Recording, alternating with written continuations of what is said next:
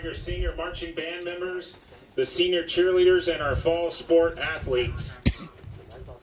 First, for the marching band, we have Catherine Geimer. Her parents are Dan and Jane Geimer.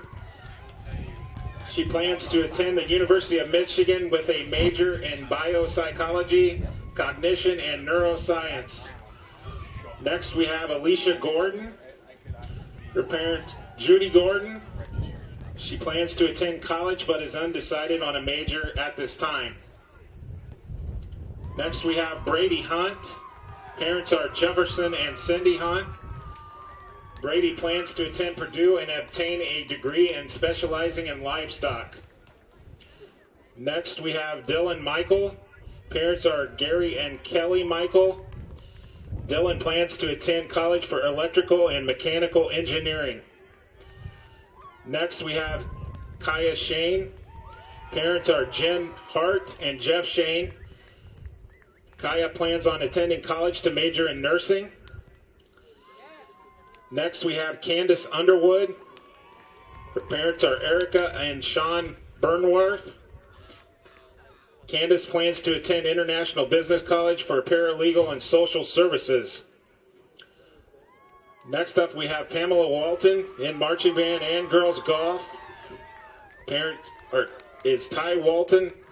Pamela plans to receive a degree to practice law and obtain a master's in U.S. history. For more members of girls golf, we have Carly Bumgardner. Parents are Brad and Michelle Bumgardner. Carly plans to attend college and pursue a career in counseling. Caitlin Hart. Parents are Jason and Krista Riley. Caitlin plans to attend Purdue University and obtain a degree in elementary education. Next, we have Jamie Jaskey. Parents are Dave and Lisa Jaskey. Jamie plans to bowl at Indiana Tech or Valparaiso and major in biomedical engineering. Next, we have Kara Muncie. Parents are Russ and Jennifer Muncie. Kara plans to enlist in the United States Air Force and possibly earn a degree in a foreign language. Next, we have the boys cross-country team. Desmond Carter. Parents are Pat Carter and Valerie Weitzel. Desmond plans on running track at college and major in business. Next, Jared Record. Parent is Corey Record. Jared plans on attending a university. Next up from volleyball, we have Sarah Bumgardner. Parents are Phil and Tina Bumgardner. Sarah plans to attend college but is undecided on a major at this time. Next, we have the boys tennis team. Colin Barker. Parents are Wayne and the late Ingrid Barker, being escorted by Wayne and Vicky Barker. Colin plans to attend Clemson University to manage for basketball and pursue his dream of coaching. Next, we have Aaron Bumgardner. Parents are Tim and Carla Bumgardner. Aaron plans to enlist in the military. Next, we have Brian Dotterer. Parents are Jeff and Lynn Dotterer. Brian plans to study chemical engineering at Purdue or Trine University. Next, we have Jacob Ely. Parents are Brad and Terry Ely. Jacob plans to attend Huntington University to pursue a degree in either business or exercise science. Next, we have Reggie Garrett. Parents are Chris and Kathy Thompson and Tim Garrett. Reggie plans to attend St. Francis and major in business. Next, we have Aaron Sturgeon. Parents are Steve and Linda Sturgeon. Aaron plans to attend IPFW to study accounting and work on the family farm. Next, we have cheerleading. First, we have Lauren Dent. Parents are Lisa and Gregory Dent. Lauren plans to attend St. Francis and major in nursing. Next up, we have Kaylin Wettrick. Parents are Barb and Joe Wedrick. Kaylin plans to attend Huntington University to become an occupational therapist and work with children with special needs. Next, we have senior members of the football team. First, we have Miguel Arriaga. Parents are Vanita Royal. Miguel plans to move to Arizona, and his future plans are unknown at this time. Next, we have Hannah Kleins. Parents are Susan Kleins and Scott Kleins, being escorted by her grandmother, Suanne. Hannah plans to attend college and major in criminal justice. Next up, we have Dakota Cole. Parents are Tess and James Dekoff. Dakota plans to attend college to major in criminal justice and join the Air Force Reserves. Next, we have Dwayne Eskridge. Parents are Monique Johnson and grandmother Mary Eskridge. Dwayne plans to play football at Western Michigan University. Next, we have Jacob Eubank. Parents Susan Horgan. Jacob plans to enlist in the military to be a police officer in the Marines. Next up, we have Dakota Flowers. Parents are Jeff and Crystal Loesch. Dakota is undecided at this time of his future plans. Next, we have Patrick Fugate. Parents Barbie Fugate and Jean Fugate. Patrick plans to attend a mechanical college. Next, we have Matt Hilton. Parents are Harvey and Roxanne Hilton. Matt plans to attend college and pursue an athletic career and obtain a degree in elementary education. Next, Trey Hohola. Troy and Star Hohola. After graduation, Trey plans to serve our country in the Air National Guard.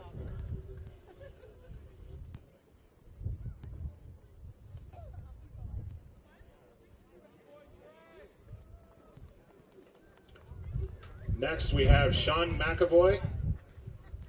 Parents are Ed and Kathy McAvoy. Sean plans to attend Ivy Tech to obtain a certificate in welding.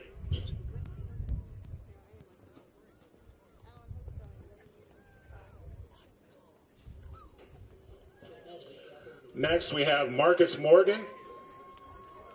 His mom is Carlene Coral, and Lisa Morgan, his sister. Marcus plans to attend college and is obtaining a degree in communications. Next, we have Trey Nussbaumer. Parents are Cliff and Tasha Thomas. Trey plans to become a police officer. Next, we have Garrett Walborn. Parents are Tim and Zella Walborn. Garrett plans to attend college for elementary education.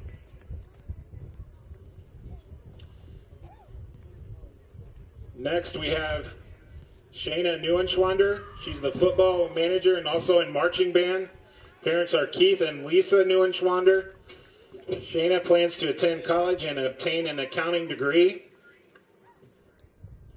And those seniors that are not present tonight are Caroline Metler. Parents are Rick and Janine Metler. Caroline plans to attend college and study hospitality and tourism management.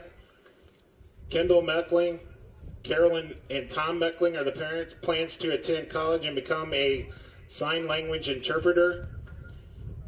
And Grant Pribble. Parents are Mark Pribble and Julie Kelly. Grant plans to attend college and play basketball and is unsure of a major at this time. Let's please give a round of applause to all of our seniors and what they mean to us.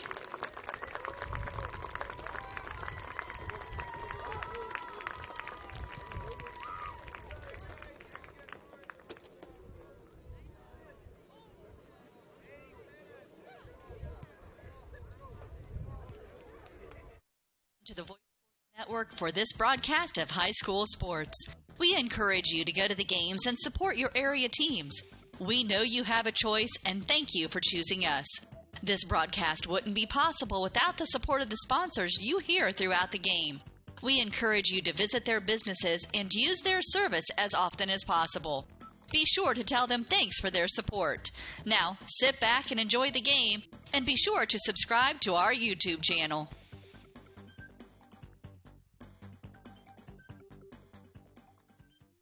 Indiana is filled with fabulous golf courses that offer a variety of experiences and are as diverse and distinct as the regions they're in. And there is one right here in your backyard that you shouldn't miss.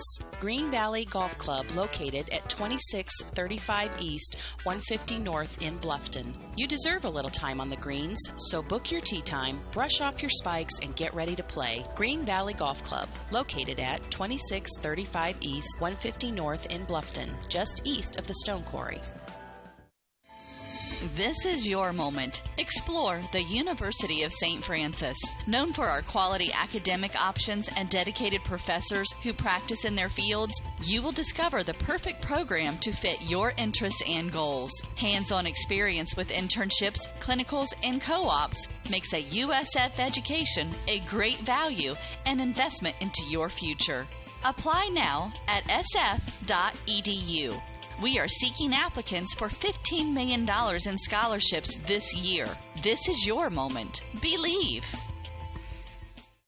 Troxel Equipment offers a full line of John Deere equipment. Troxel Equipment features a large inventory of all makes and models of pre-owned equipment that has been well maintained and ready for service. Most of Troxel's pre-owned equipment was traded in from owner-operators. Be sure to ask about our certified pre-owned units. Troxel Equipment has the ability to customize your financing, lease, or installment contracts to meet your cash flow needs. Visit any of our 3 locations in Bluffton, Huntington, or Wabash, or check out our website for our inventory of new and pre-owned equipment. Troxel Equipment, the dealership you can trust. Well, welcome to Park Field here at Bluffton High School as the Tigers finish up their regular season as they take on Lima Central Catholic, the Thunderbirds.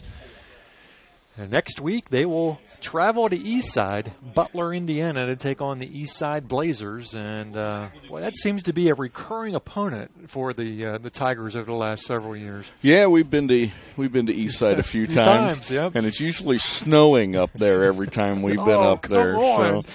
Don't even say it, although I did hear we have a freeze warning tonight. Yes, there is tonight and tomorrow night. That's just great. Well, the Tigers finish up, and for the first time this year, we will not see any Dwayne Eskridge. He was out there. He's fitted with a boot. I'm not quite sure what his status is for next week, but one thing's for sure, he's not going to run with that boot on. No, he was hobbling around quite a bit there tonight, so there will be no running tonight for Dwayne. So we saw him in the first half of the Jay County game, then we saw him primarily in the slot against Southern Wells, and then last week he played about a quarter and a half before re-injuring that same foot. This week, not going to see him. And if he can come back next week, probably a good thing. No need to put him out there in any danger this week against Lima Central Catholic. Don't know a lot about this squad. I do know they come in with a record of 3-4. And looks like a little bit of stats about the squad. They average 122 yards per game on the ground, 243 yards per game in the air. But I understand their quarterback is a little bit nicked up, and we may see snaps by both the starter and the backup quarterback. So, who knows? Who knows what we'll see? And it's pretty windy out here tonight. It's chilly. Did we lose our sign? Well, I thought maybe I think it was a blanket flying up in front of us. I don't think we lost our sign. So, luckily, we're ensconced in the press box, although the door's open. I think we might want to remedy that. I bet by halftime it'll be closed. So. Yeah, I hope so. It's pretty chilly. Coach Huggins, in his second year of Bluffton, has got an overall record of 5-14 with the Tigers, 33-41 in 7 years of coaching. Sagarin has Bluffton coming in with a rating of just under 32, 31.6. Of course, this is an Ohio school, so we don't have any stats specifically on Lima Central. Last week, Tigers lost Adams Central 23-0. Of course, Adams Central undefeated going into tonight, and they will face the undefeated Woodland Warriors at home for the conference title. Tigers' strength of schedule, their opponents have amassed a record of 36-28, and these teams have not met over the last 30 years. So not much to know about the Lima Central Catholic Thunderbirds. I got a feeling they might have played Woodland earlier in the year. They did. They played Woodland. Pretty tight game. 29-26. Woodland came away with a 3-point win. So if that's any indication of what this team looks like, we may have a battle on our hands. Of course, the Tigers fell to Woodland 57-6, and that was with a full Dwayne Eskridge. Some of my Ohio friends that I know, I asked them about it. They didn't know a whole lot about Lima Central Catholic, but they did say they have turned out some good players in both football and basketball over the years. And they've got a radio crew in the broadcast booth, and they said that the brother of the quarterback plays for Michigan State. Yes. As a backup quarterback and now punter. They're starting punter. So obviously some football talent in that family. Let's talk about next week. Eastside with a record of 5-3 coming in tonight. They play Angola at home tonight. They opened up against Woodland, lost that game 29-12. They lost to Adams Central 26-12. They knocked off West Noble 44-6. We're going to pause for the national anthem.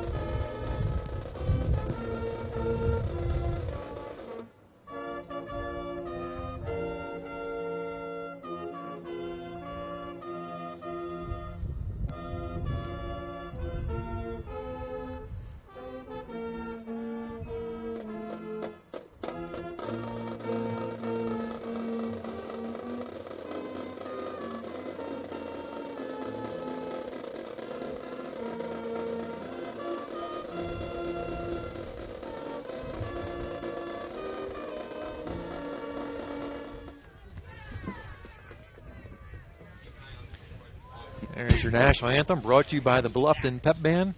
And again, just finishing up what the Blazers have done. That's who the Tigers will face next week in sectional play. Took care of West Noble 44-6. They went to Cherubusco, knocked off Cherubusco 33-28. Lost to Garrett 35-14. Beat Prairie Heights away 55-6. Beat Fremont away 47-0. And beat Central Noble last week at home 50-13. They're averaging 33 points per contest. They're giving up 18. And again, they'll face Angola tonight. We're going to give a couple oars tonight. Yep.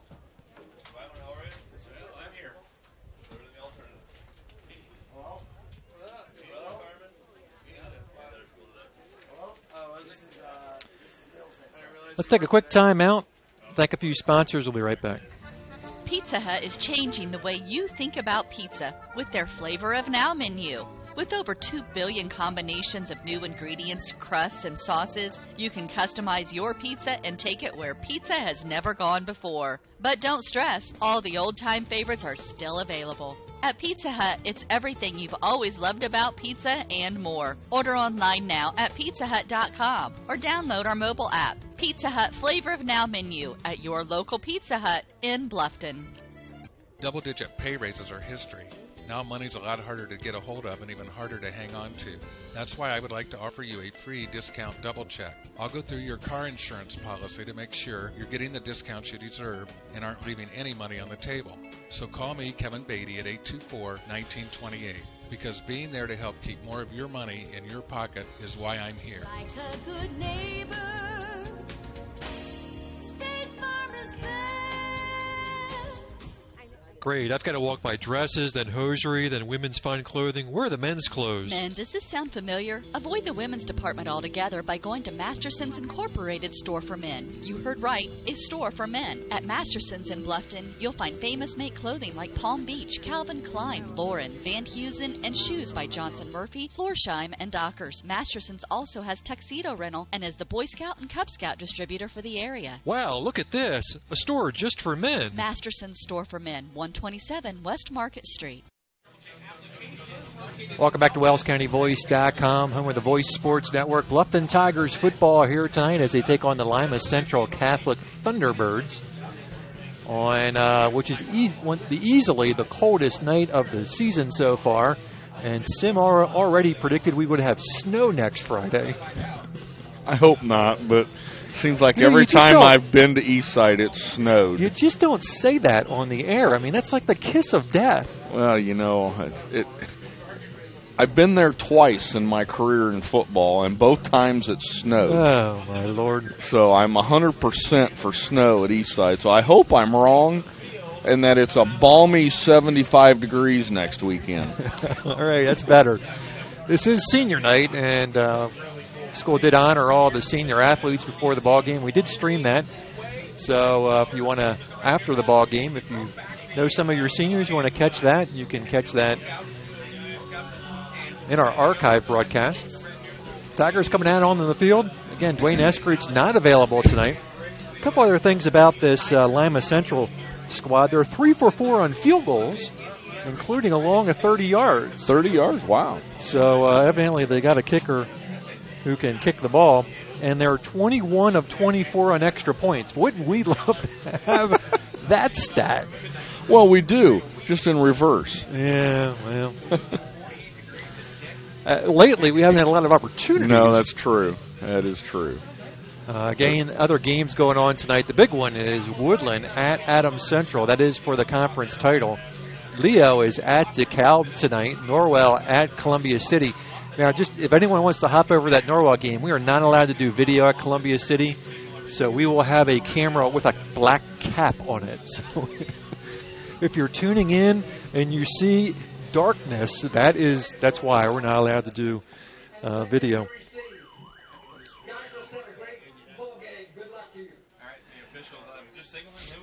New Haven is home, taking on Huntington. And let's see, who have I forgotten? Southern Wells. Southern Wells, they are at South Adams. So not only will you not see a black cap, you won't hear any audio at all. Kevin has the night off tonight. Got the night off because we are not allowed to broadcast from Bern, Indiana. So we need to turn this down just a little bit. So yeah, no broadcast at South Adams tonight, and no video at Columbia City. Not because we don't want to, because we're not allowed to. But we do have live video here tonight. The offensive line up front, still relatively healthy, although Trey Callahan battling an ankle issue. As the Tigers. But, you certainly like to pick up a win in this last game, to go in with a little bit of momentum, but no need to get anybody injured here. Nothing's really on the line. So we'll see. We'll probably get a heavy dose of Trey Hohola and Brandon Lockwood in the backfield. Yeah, I think they're just going to work on some key plays that they're going to want to make sure they have ready for next week up at Eastside. So and I don't think I've ever done the Eastside game, so I don't know if you remember what their standard offense is, but it looks like tonight they're going to get a heavy dose of passing, which is a little bit unique. The last time I was up at Eastside, the wind was blowing about 40 mile an hour, so everyone was running the ball. A little squib kick and covered up at the 39, and that's where the Thunderbirds will take over. Now, I don't know any of these guys, so Sim and I, we're kind of winging it here. Corey and Eskridge with the kickoff by the Tigers.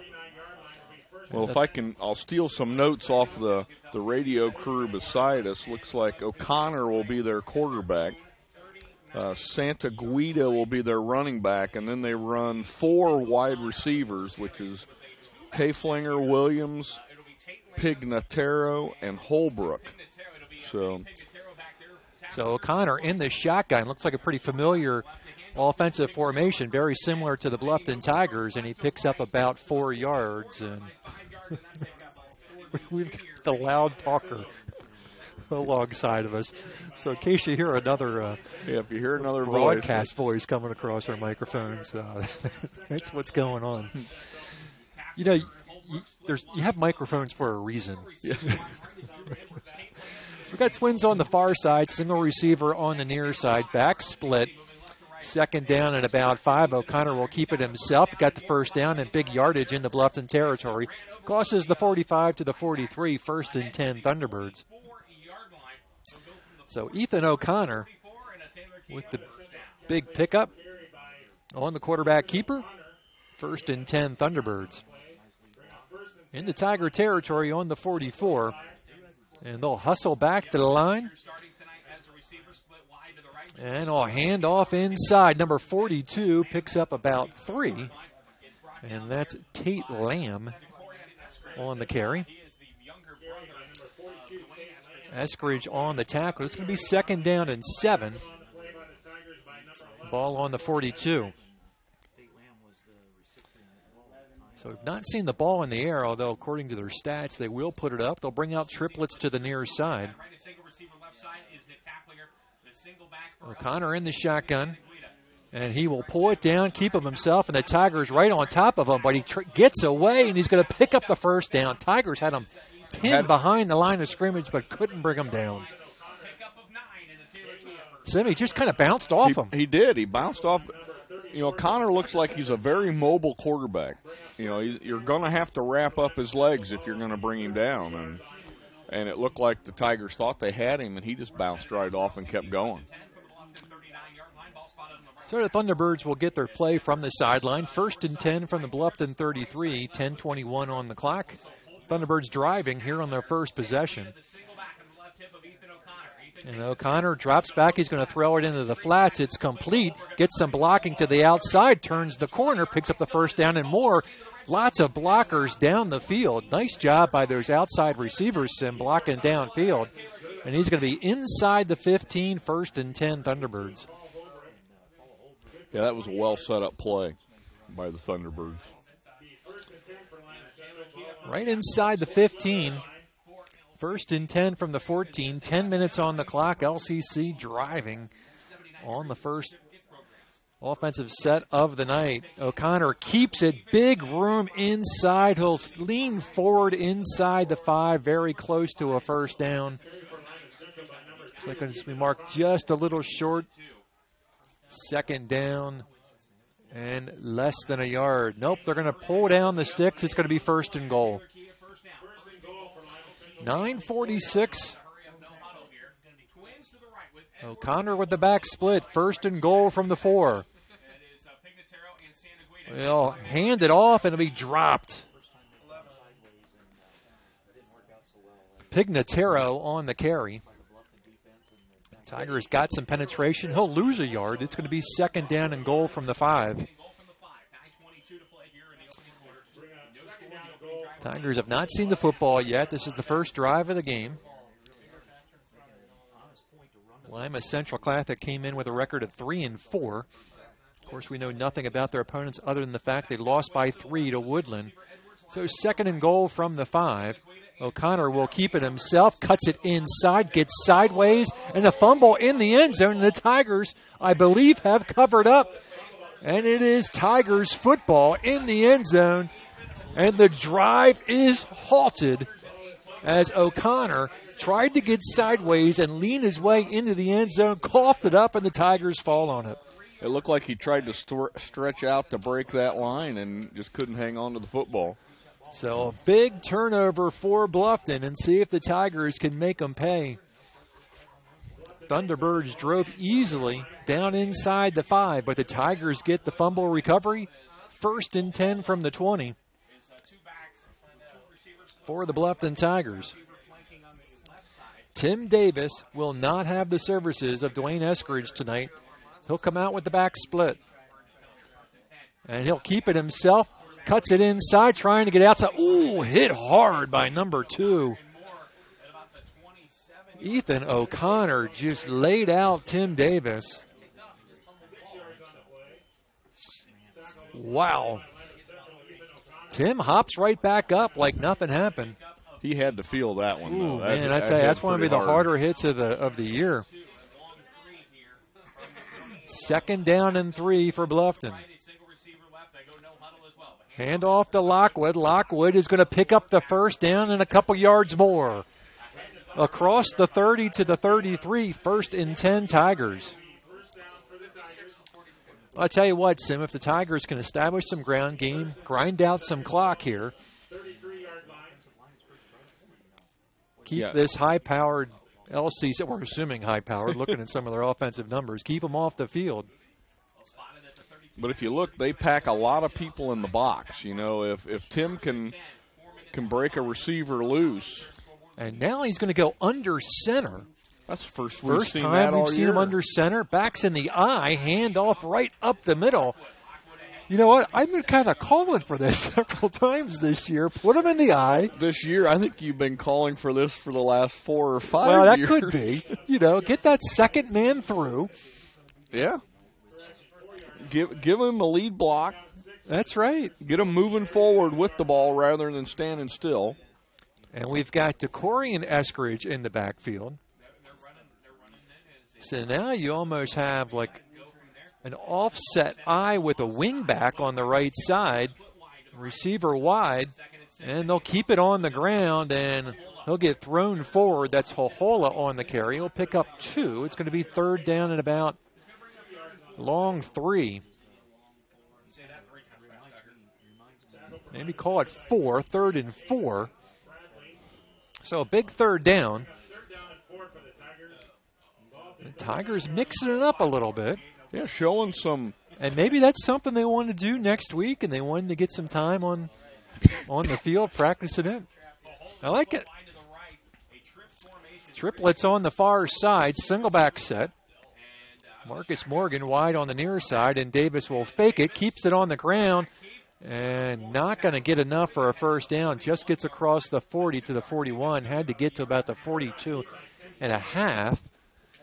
And you know what? I'd go for it here. What the heck? You know, it's last game of the season. They're getting ready for sectionals. Looks like that's what they're going to do. These 4th down situations, being able to convert them is significant.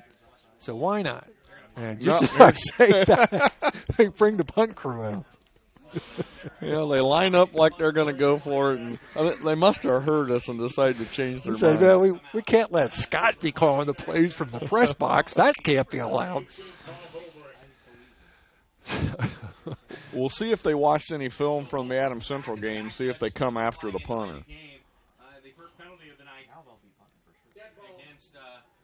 Well, delay a game, so they'll push it back 5. Well, any thought of a fake is probably wiped out now. Make it 4th down and 6 yards to go. 5:47 on the clock here in the first. DeCorian Eskridge set to kick it away. High snap, pulls it down. Good punt. It's going to be fielded inside the 30 and brought down by his ankles to about the 35. Is that Walborn, I believe? Yep. Garrett Walborn on the tackle. Nice open field tackle. Yep, absolutely. All right, well, now that the Tigers have seen a set, of Lima Central Catholic offense, let's see if they've made any changes on the sideline, see if they have someone keying on O'Connor, because, he seems to be. He was most of their offense on that drive. He was most of their offense.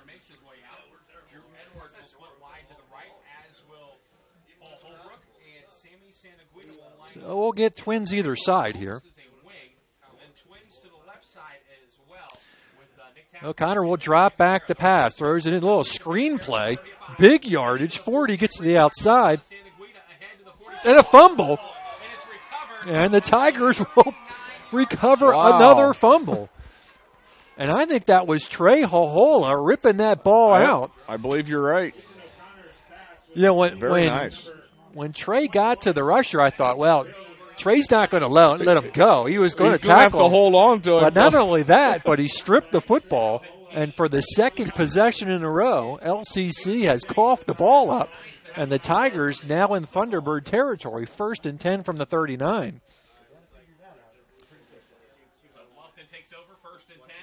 So Trey Hohola with the strip, Tigers with the recovery, and Davis will have twins on the far side, back split. And they'll keep it on the ground. Lockwood looking for a little bit of room, dives forward. We'll pick up a couple. It's going to be 2nd down and about 8.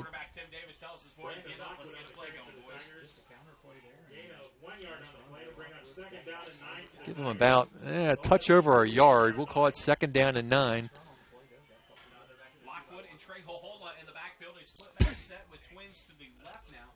Walborn and Marcus Morgan are wide on the near side. On that far side, Sim is... I believe it's Kaiser. So he's back from his injury from last week. Well, that's good to see. I was a little concerned about that shoulder last week. Yeah, it was pretty heavily iced. Kahola's going to pick up the first down, cuts inside the 30, and he loses the football, and he's going to turn it back over to the Thunderbirds. And we've got a Tiger down. So we've had 3 offensive sets, 3 fumbles, and 3 fumble recoveries. Yeah, it looked like one of the offensive linemen tried to stick an arm underneath there to try and grab that football and got landed on. So LCC will take over from the 23.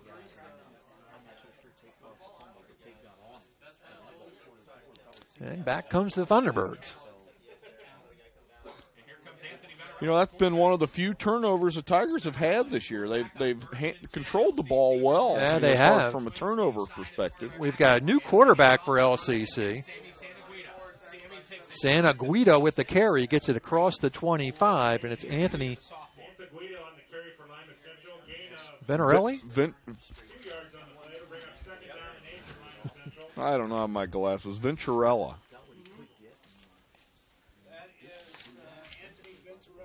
Venturella. All right, Venturella is your new quarterback. Twins either side now. Venturella is going to put it in the air, throws it in the flat, incomplete.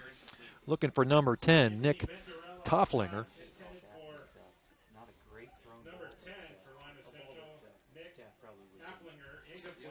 And they could bring up 3rd down and 8. Boy, Tigers would really like to get a cold here, 3rd and 8. Certainly not 4-down territory for the Thunderbirds. Stacked up on the near side, Venturella will drop back the pass across the middle, completed, dropped. Paul Holbrook right in his numbers, right in the gut. Couldn't have been a better pass. And I think he tried to turn upfield just a little early. It's what it looked like. I think he was surprised he was that wide open and just took off without the ball. The Tigers need to do a little better job picking up those receivers. Venarelli will kick. Venarella gets the kick away. Decent pressure by the Tigers. Tigers are going to let it drop. Ooh, a little bit of pushing and shoving down here. Not a good time for the Tigers to pick up a penalty there. They're going to get decent field position. No flag on the play. Yeah, we don't need any unsportsmanlike conduct penalties or personal foul penalties right now. Guess I probably ought to get the scoreboard up, huh?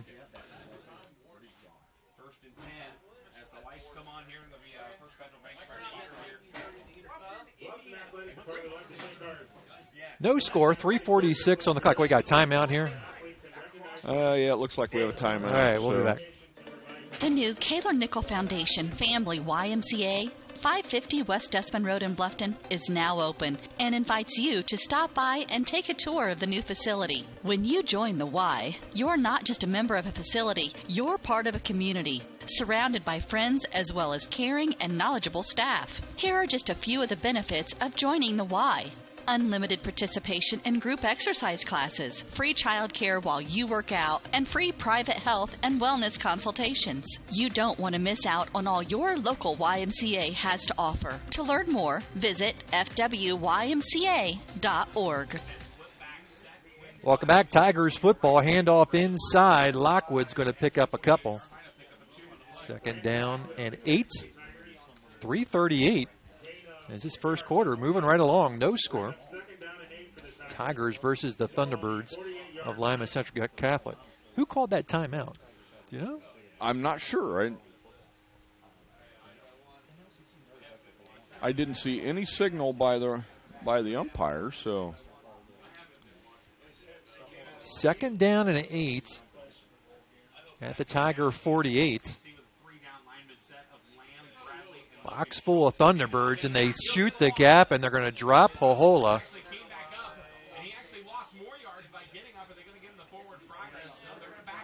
And Trey's going to lose several.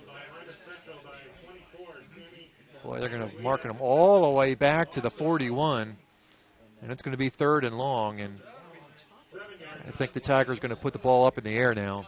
They'll bring out triplets on the far side. Hohola will be in the slot. Lockwood the single back. Tigers 3rd and 15 from their own 41. Movement along the line.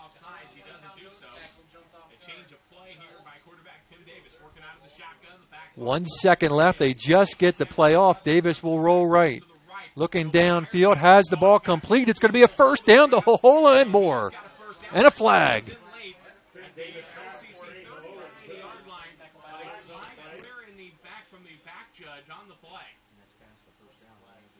Tigers did pick up the first down pending the flag. We'll see what the call on the field is. Davis completes the Hohola.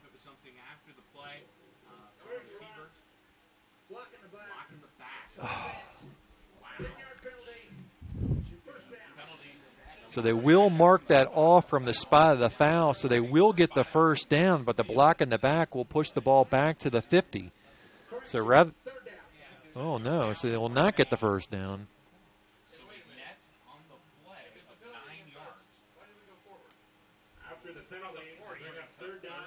So they marked it from the spot of the foul back to the 50. So it's 3rd down and 7 roughly. Boy, we didn't need it. No. I mean, he had the first down. No need for that block down there. Well, Twins either side. See if the Tigers can get out of this. Davis is going to drop back. Good blocking by his line. Pulls it up. He's going to run with it. Hops over a defender. He's going to be very close to the first down. Boy, it's going to be very close. Well, it's 4-down territory, certainly, for the Tigers tonight. It looks like they give it to them. And they did. First down, Tigers. So Tigers overcome the block and the back penalty. And they'll keep the drive alive. 1:42 to go in the first quarter. I want to remind you, send us comments, scores on our Twitter feed. Hashtag Voice Sports, hashtag Voice Sports. If you have any scores from any other location or just want to send us a comment. Man in motion, Davis under center, right up the middle, and Lockwood with the carry is going to pick up a couple. Little reminiscent of the Adams Central offense from last week there. Yeah. I like it, though. I like they're changing that up a little bit. 2nd down and 8. Haven't seen Tim Davis under center all season long. But Coach Huggins brings it out here in week 9. And he'll go back under center. 6 seconds on the clock. He'll go in motion. Hand off. Good penetration by Lima Central Catholic, trying to get to the outside and maybe gets back to the line of scrimmage. They just got too much penetration on that edge. Yeah, Trey had nowhere to go. He just had to keep running east and west and nowhere to cut up. No gain. It's going to be 3rd down and 8.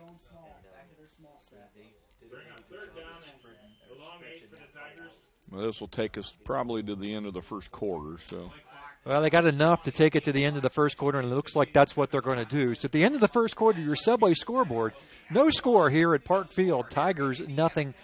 Thunderbirds, nothing. We'll be right back. You guys want to eat for supper tonight? I want Paschetti. I want Paschetti. Paschetti's Italian restaurant, where yes, you can get spaghetti and so much more. Subs, sandwiches, burgers, calzones, pizzas, salads, and a whole menu full of Italian cuisine and desserts. Paschetti's restaurant is conveniently located at 229 West Market Street in Bluffton, and they're open for lunch 11 to 4, 7 days a week. Fine, we'll go to Paschetti's, but I want some garlic knots. Paschetti's, open Monday through Thursday 11 to 9, Friday and Saturday 11 a.m. to 10 p.m., and Sundays 11 to 8 p.m. Paschetti's Italian Restaurant, 229 West Market Street in Bluffton.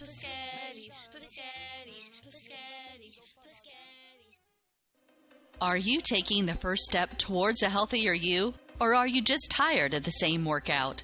From beginners to fitness veterans, the Greater Fort Wayne YMCA is the place for you. We offer a full range of workout equipment, personal trainers, certified instructors, a full line of classes, an indoor pool, and so much more. Have peace of mind when you work out with childcare available. The Greater Fort Wayne YMCA is so much more. Join today. Welcome back to WellsCountyVoice.com, your home for Tigers sports on the Voice Sports Network. Tigers 3rd down and 8 from their own 42. Davis, triplets on the near side, is going to keep it himself, looking for some blocking, crosses the 40 to the 41. Not going to be enough for a first. And 4th down and 6, and they will go for it.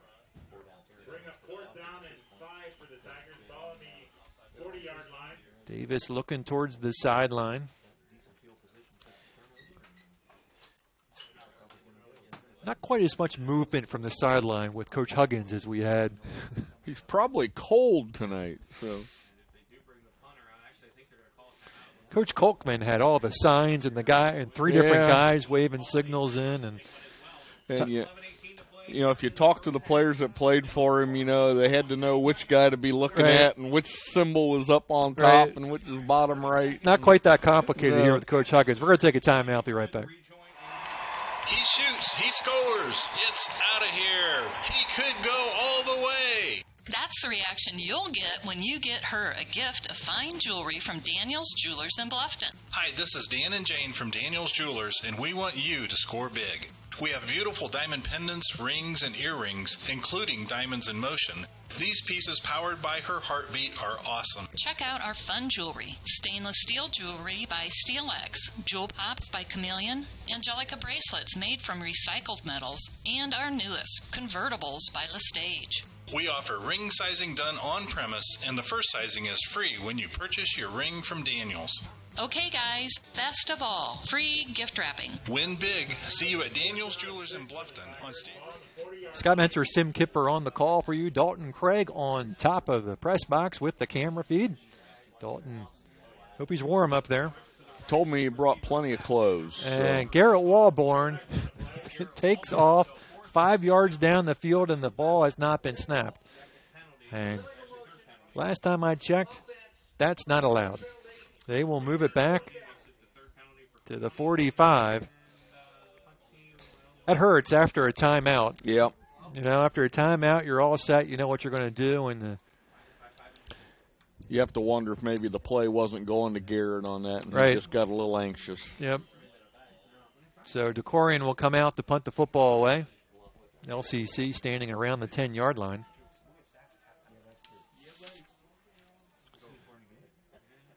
That's debatable.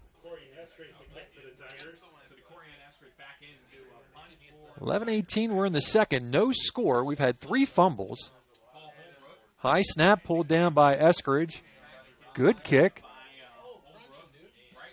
Fielded right at the 15. Fair catch called by Holbrook, and it's going to be 1st and 10 for the Thunderbirds at their own 15. Hey, we want to thank one of our new sponsors this year, the YMCA, and Sim, I did my first spinning at the Y. Spinning? Spinning, yeah. So you sit on these stationary bikes, and someone yells at you to pedal faster and faster and faster, and it really hurt. I'm going to say, that doesn't sound like any fun to me. I knew I was in trouble when I was like 25 years older than anybody else in the class. Venarella rolling right, looking downfield, and it's going to be incomplete. Flag thrown.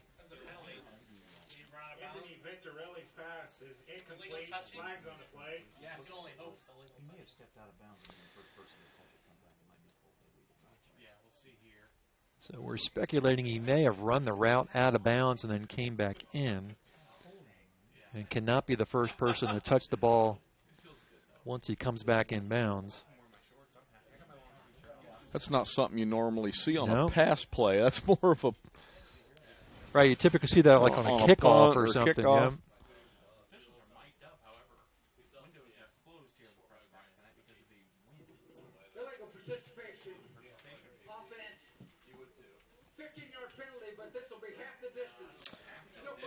Illegal participation. So I wonder if once he goes out of bounds, is he no longer eligible to participate in the play?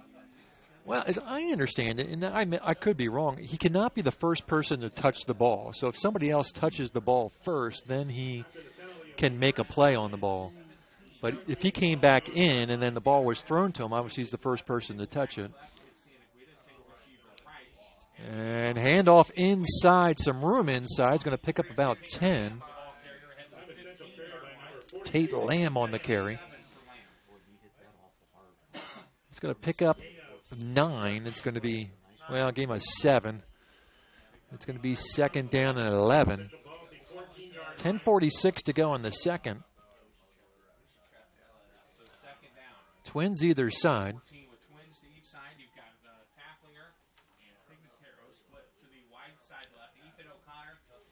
Venarella in the shotgun. And he'll drop back the pass, looking downfield, going long, looking for O'Connor, and that's going to be a flag against the Bluffton Tigers. That's going to be interference against Bluffton. All kinds of defenders back there, but they bumped into O'Connor, and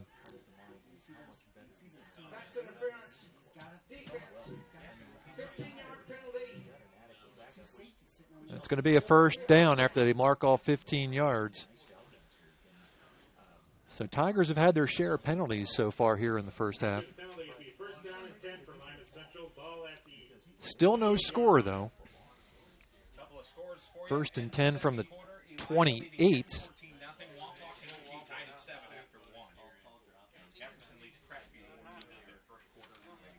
And Tigers against Eastside. Lamb with the handoff, doesn't get much, maybe picks up a yard. It's going to be second down and 9.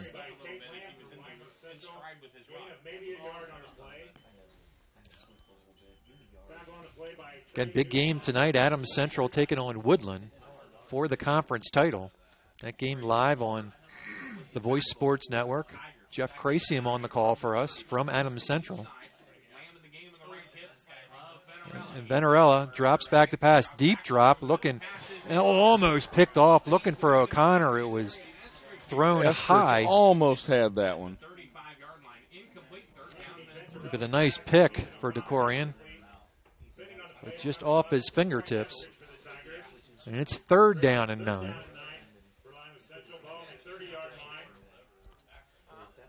Venarella looking for O'Connor, who started the first series. In the quarterback spot, has now moved to a wide receiver spot. Now they'll go Twins either side. Third and 9. And Tigers with the blitz. Venarella gets flushed out, and the throw's going to be low, and it's going to be 4th and 9. Nice job by Bluffton, getting some pressure. Forces Venarella to throw it earlier than he wanted to, and it was short. Couldn't get his feet set, and it's going to be 4th and 9. So right now, the defense has turned the Thunderbirds away a couple times. They've played very tight. They've forced a couple fumbles. They've turned them back twice. Low snap, picked up, and nice high punt. It's going to force the Tigers back. And it's going to get a big Lima Central roll. And all the way inside the 10 to the 8-yard line. Wow!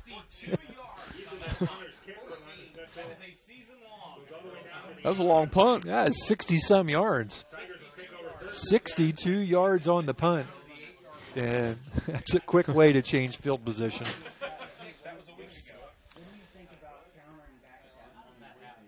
Well, the Tigers are going to need to pick up a couple first downs here.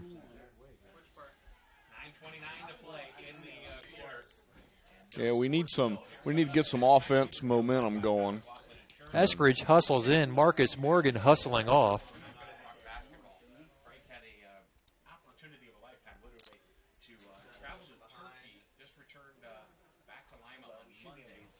Davis will bring his squad out. He's going to be back under center.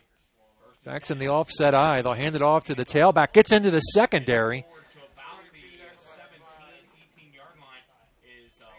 Lockwood with the carry is going to pick up about 9. Nice little hole for Brandon.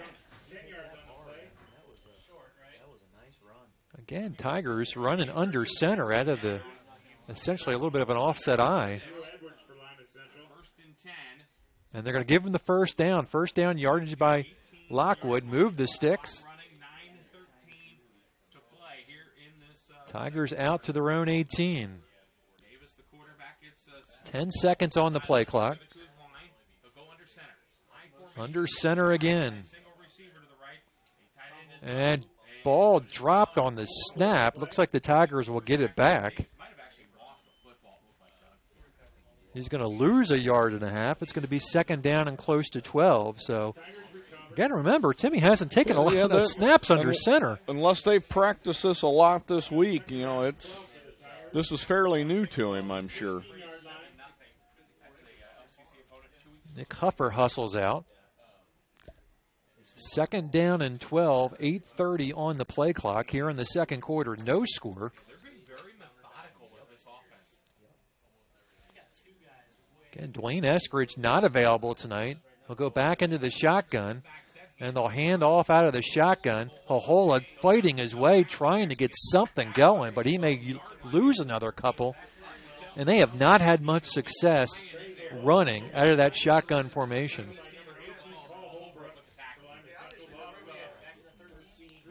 Yeah, their best runs so far tonight have come from that offset eye, giving Brandon a chance to get a little momentum going forward. Yep, sure has.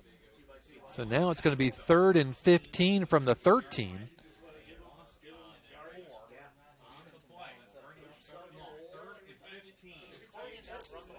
And the Tigers will have twins either side. Lockwood in the backfield. And Davis will drop back.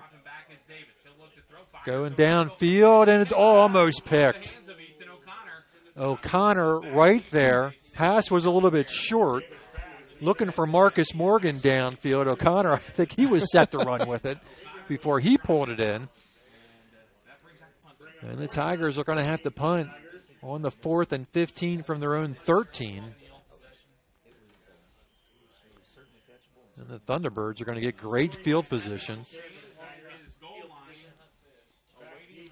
Taflinger standing on his own 45.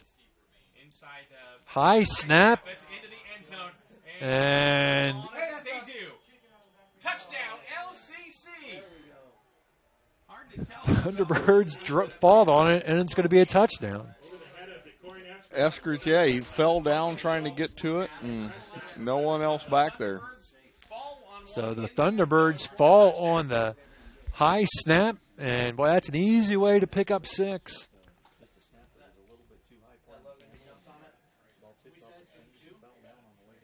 And they'll come out for the extra point. As we talked about in the pregame show, they're 21 for 24 on extra point attempts. Brendan Stoley will hold.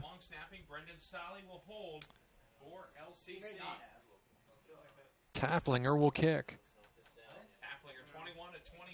Stoley holds. The snap, the hold, the kick is up. And it's no good. It's wide right, no good. And it's 7:19 on your Subway scoreboard. We do have a score here at Bluffton High School. Thunderbirds 6, Tigers nothing. We'll be back. It took Subway restaurants to do flatbread sandwich great, fresh roasted until its flavor reaches the towering peaks of Mount Delicious. You may have had other flatbread, but once you sink your teeth into this appetite-busting mountain of flavor, you'll know this is the real deal. Get any of your Subway favorites on our full-flavor flatbreads and let your taste buds sink into the delicious depth of goodness. Subway of Bluffton, eat fresh with 2 locations to serve you in North Main and inside Walmart. TW Fable, a modern American restaurant, is located inside the clubhouse at Timber Ridge Golf Course at 2330 East, 250 North in Bluffton. You can enjoy a fine dining experience Tuesday through Thursday, 5 to 9, Friday and Saturday, 5 to 10. Kitchen closes 1/2 hour prior to lounge. If you're looking for a great spot to have lunch, visit 250 Grill to enjoy some sandwiches, wraps, salads, and appetizers. TW Fable Restaurant, 2330 East, 250 North at Timber Ridge Golf Course. Reservations recommended by calling 260-353-1360. Welcome back to Tigers football. 6-0 Thunderbirds. 7:19 left to go in the second. So after the touchdown on the high snap on the punt attempt, Central Catholic fell in the end zone. First score of the night. They will kick off. Tafflinger, line drive kick. Kohola will field it at the 6. 15-20, looking for some blocking. Cuts inside, falls across the 30 to the 31. And that's where Bluffton will take over, down by 6 with 7:12 to go in the second. You know, we were talking about the extra point. They were 21 of 24, I believe. Maybe it's the field here is why we're missing so many. Could be. That could be. Nobody can make extra points here. It's the glare of that red end zone. Yeah, there you go. 1st and 10, Tigers from their own 32. Triplets on the far side. Lockwood in the backfield. Davis will hand off to Lockwood. Lockwood following his blockers. Goes past the 20, the 35 to the 36. Pickup of about 5. Sets up 2nd down and 5. Nice job blocking by the line. Brandon just kind of fouled his blocks and picked up 5. Reminder, if you got any other scores from the area, you want to send in a comment about the ball game, Twitter us with hashtag Voice Sports, hashtag Voice Sports. And Davis will keep it himself, trying to spin away and drug down. He's going to lose about a half yard.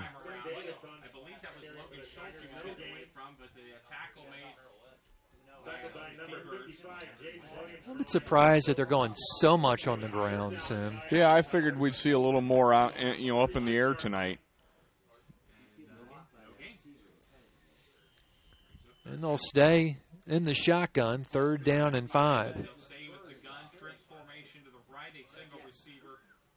Lockwood on the left-hand side of Davis. Triplets on the near side. Davis will hand off again, and they're going to pick up the 1st down. Lockwood. 1st and 10, Tigers. Once again, what do we know? Keep it on the ground, pick up the 1st. Spreading those receivers out, you get some of those defensive backs out there. You start to weaken that. They have an 8-man box if you're lined up with those running backs, and it's pretty congested back there. So 1st and 10. Back to Lockwood on the ground, flag on the play. And that's usually in the area of a hold. Picks up a 4, but I think we're going to have a holding call as Tigers already starting to walk backwards.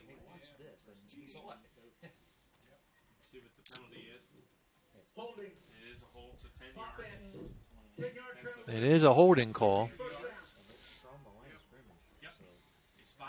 And that's going to go all the way back to the 39. After the penalty, it'll be 1st down and 20 for the Tigers. Ball on the 39-yard line. They've got to get to the Lima Central Catholic 42.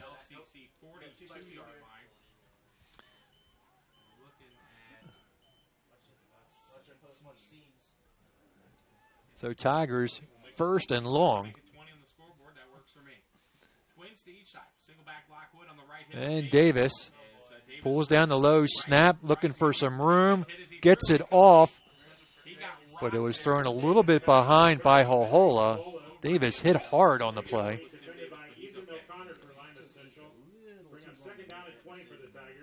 Well, that was another one of those plays that we've talked about a lot this year, that Tim always has his eyes open downfield.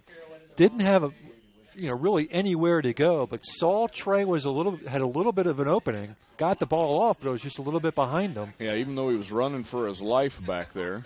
But he does a good job of seeing the field. Yep. So 2nd down and 20 after the incomplete pass. Davis barking out his calls to his receivers. Walburn on the far side.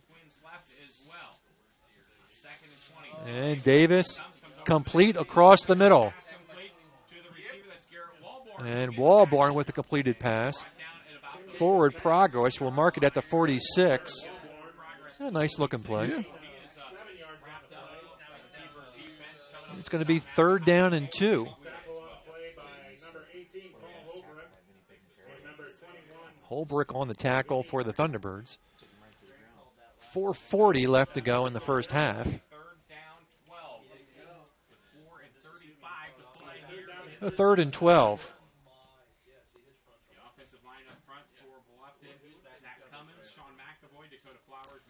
Tigers down by 6. They've really not threatened offensively. And Davis will drop back. Pulls it down. Takes off, crosses midfield, but it's going to be well short of the first down and a flag late.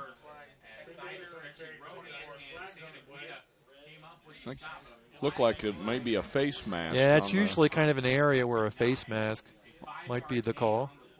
And it'll be whether it's a 5-yard variety or a...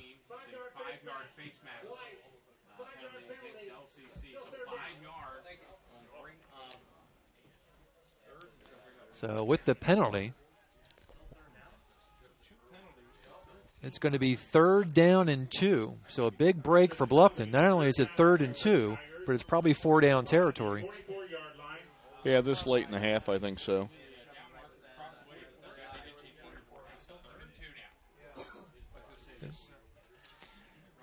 Third and 2 from the 44. Davis under center, offset eye for the Tigers. Hand off to the tailback, and the Tigers will pick up the first down. Lockwood running hard. Down to the 40. Lockwood's been the workhorse He tonight, has been the workhorse, is right. So Lockwood moves the chains, and the Tigers keep this drive alive. 3:42 left to go in the half. Was delayed 30 minutes, Doug, as a result of travel this evening. Construction on 75, imagine that. Morgan comes on. DeCorian Eskridge comes off. And it looks like they're primarily using DeCorian as kind of that first back through in that I formation. And Hohola, boy, no room for Trey.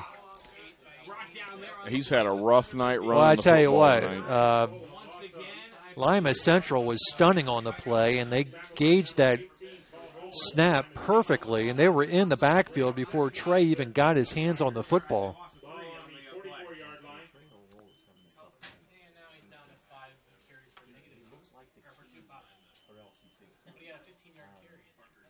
And once again, just running out of that shotgun has not been effective tonight.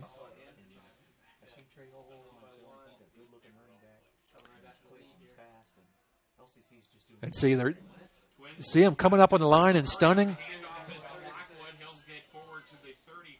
And if you can beat them like that, if you can get through that hole while they're coming through there, there's not many people back here to stop you. But when they're stunning like that, you really want to run right up the middle. And Trey's been running sideways a lot. Now, it's not necessarily Trey's fault, but there's just no place to go sideways. Pick up a 5, it'll be 3rd and 5. And a little counter inside. Crosses the 35 to about the 33. It's going to set up 3rd down or 4th down. 4th and 1, 4th maybe. and 2. 4th and 2.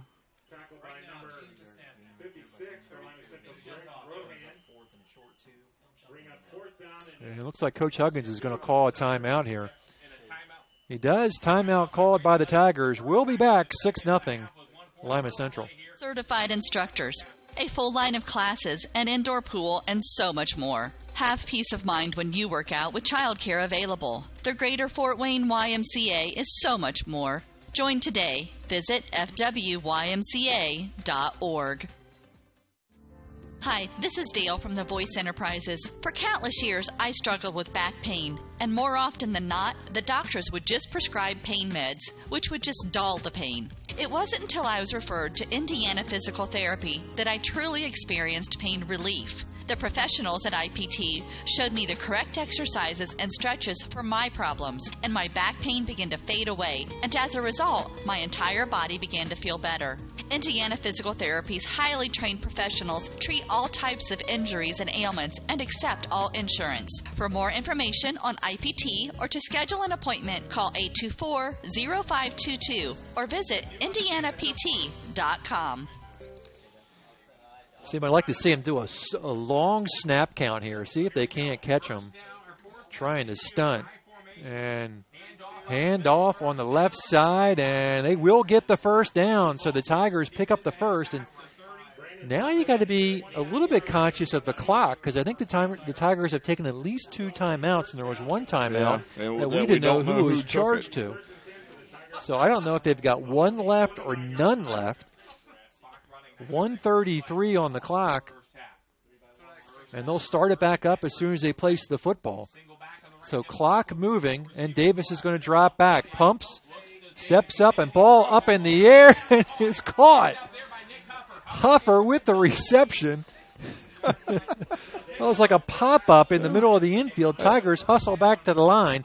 Clock will stop to move the sticks. Nick was aware enough to look for that football, even though it was tipped. It was just kind of hanging up there. It looked like it was up there forever, waiting for it to come down.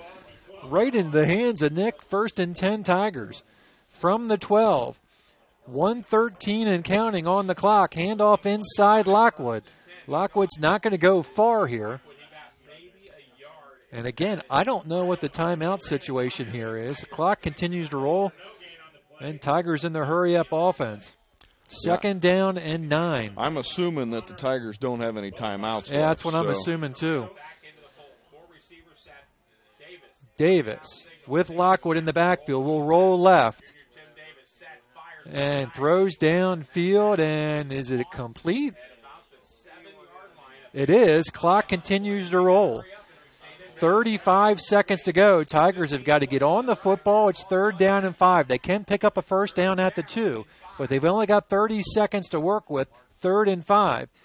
Davis gets it off. Rolling right, flag on the play. Looking downfield into the end zone. Incomplete, but we got to check the flag. And that could be a hold. And that would be huge.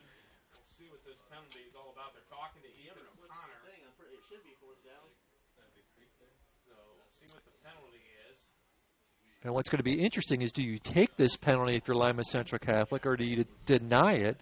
It would set up 4th down, I believe, if you decline it. But it'll give them another play if they take it. So they will decline it, and it's going to be 4th down and 5. Well, there's Sim. I might put Hannah out there and let her try the field goal. That's you got a. Now, which way's the wind blowing? It's got here? A crosswind, I think. Tonight. Does it? Ah, come on, give her a shot.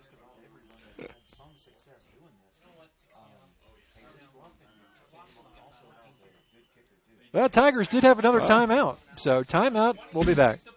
It took Subway restaurants to do flatbread sandwich great, fresh roasted until its flavor reaches the towering peaks of Mount Delicious. You may have had other flatbread, but once you sink your teeth into this appetite-busting mountain of flavor, you'll know this is the real deal. Get any of your Subway favorites on our full-flavor flatbreads and let your taste buds sink into the delicious depth of goodness. Subway of Bluffton, eat fresh with 2 locations to serve you in North Main and inside Walmart.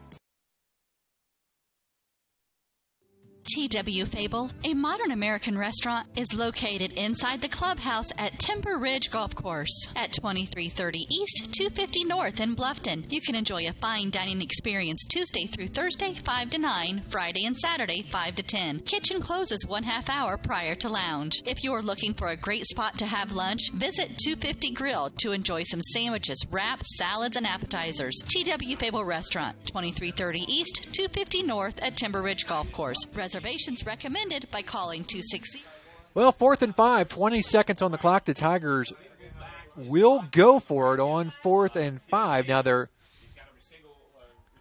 ball is on the 9. They've got to get it inside the 4 for the first down. Davis he's got to throw it long, and they'll turn it over on downs.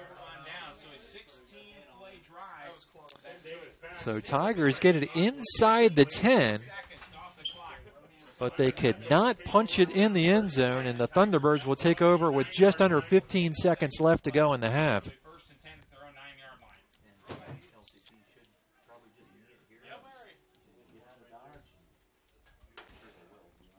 Tim really fired that out of the back of the end zone. And, I mean, that's the kind of play that you might as well try to get it into your receiver, because what's the worst that can happen at that point? Even if you throw an interception at that point. Right, it's going to come out to the 20. Yeah.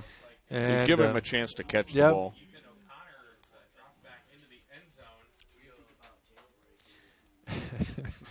Tigers look like they're defending a punt here. And they've got 4 people on the 40. They've got 4 people on the 20, and they're rushing 3.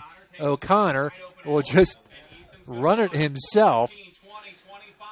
And he's still on his feet. He's going to get dropped at the 35. And they'll take a timeout, which means we take a timeout, and we'll be right back. This is your moment. Explore the University of St. Francis. Known for our quality academic options and dedicated professors who practice in their fields, you will discover the perfect program to fit your interests and goals. Hands-on experience with internships, clinicals, and co-ops makes a USF education a great value and investment into your future. Apply now at sf.edu. We are seeking applicants for $15 million in scholarships this year. This is your moment. Believe. Welcome back. Scott Mentor, Sim Kipfer on the call. Tigers down by 6-0. We're not getting any tweets tonight, Sim. Come on, everybody. Hashtag Voice Sports. Where's none at all. Well, I was promised a tweet tonight, but apparently nothing. We've got nothing. I'm sorry. We do have one. New Haven and Heritage is scoreless at the end of the first quarter. No, we haven't gotten anything from Adams Central yet. They're on the Adams Central Woodland game. My source for the Norwell scores last week is working tonight. So. Oh, okay. So we got no Norwell source. O'Connor dropping back. They'll throw a little screenplay. Holbrook still on his feet. Tries to get to the outside. And he's not going to get by Trey Hohola. And the half will end. A late flag, though. And if it's on Bluffton, that'll give them another play. And, yep, you can't end the half on a flag. There is a flag. So they pass to the 25-yard line. So hold everything. Let's see what the flag is. The Bluffton Tigers not happy there, and half came in on an offensive penalty. Horse collar. Oh, no. It's a horse collar, so it's going to go half the distance. Now, keep in mind, this drive started on what? About the 4-yard line. I think it was the 9, the actually. 9-yard line with 14 seconds and left. They're going to come out and try a field goal. And we talked about. Yep. That you said they made a 30-yarder? They made a 30, and that's what this is going to be. It's going to be a 30-yard attempt. So how about that? You've got 14 seconds on the clock. 2-play drive, tack on the horse collar, and they're going to set up a field goal. Now, he missed the extra point at this end of the field just a little while ago. And it was wide right. He's on the right hash mark. And kick is up. It's certainly long enough. It's good. Wow. He got it. 29 yards out. Kick is good. And that horse collar penalty is going to come back and haunt the Tigers at the end of the first half. Your Subway scoreboard reads Lima Central Catholic 9, Tigers nothing. We'll be back in a few minutes. What do you guys want to eat for supper tonight? I want Paschetti. I want Paschetti. Paschetti's Italian restaurant, where, yes, you can get spaghetti and so much more. Subs, sandwiches, burgers, calzones, pizzas, salads, and a whole menu full of Italian cuisine and desserts. Paschetti's restaurant is conveniently located at 229 West Market Street in Bluffton, and they're open for lunch 11 to 4, 7 days a week. Fine, we'll go to Paschetti's, but I want some garlic knots. Paschetti's, open Monday through Thursday 11 to 9, Friday and Saturday 11 a.m. to 10 p.m., and Sundays 11 to 8 p.m. Paschetti's Italian Restaurant, 229 West Market Street in Bluffton.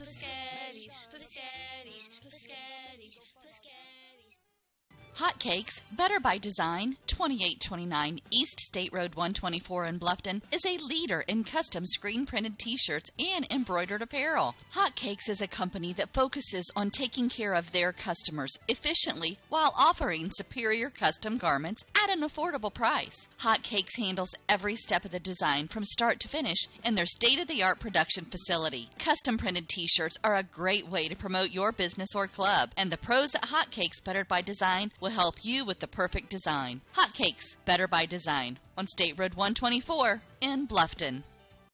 Troxel Equipment offers a full line of John Deere equipment. Troxel Equipment features a large inventory of all makes and models of pre-owned equipment that has been well maintained and ready for service.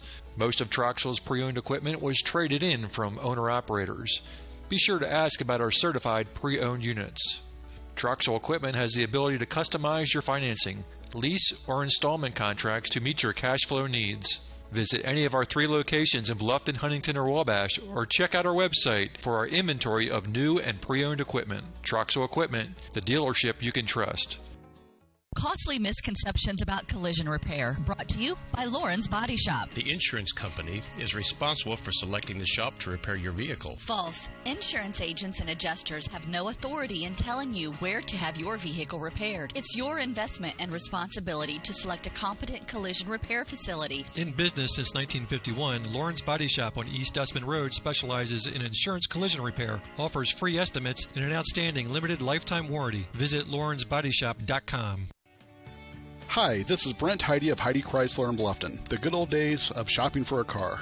No high-pressure sales, people who knew your name, an owner on the premise who cared. You can still experience that at Heidi Chrysler. Since 1975, we have been there for you after the sale with a service department that has consistently been awarded the 5-star award, the highest ranking Chrysler gives to its dealers. So if buying a car with no hassles and at the right price is what you're looking for, then stop by Heidi Chrysler today. You can find us on North Main Street in Bluffton, and when you do, you'll see that at Heidi Chrysler, our reputation means a great deal.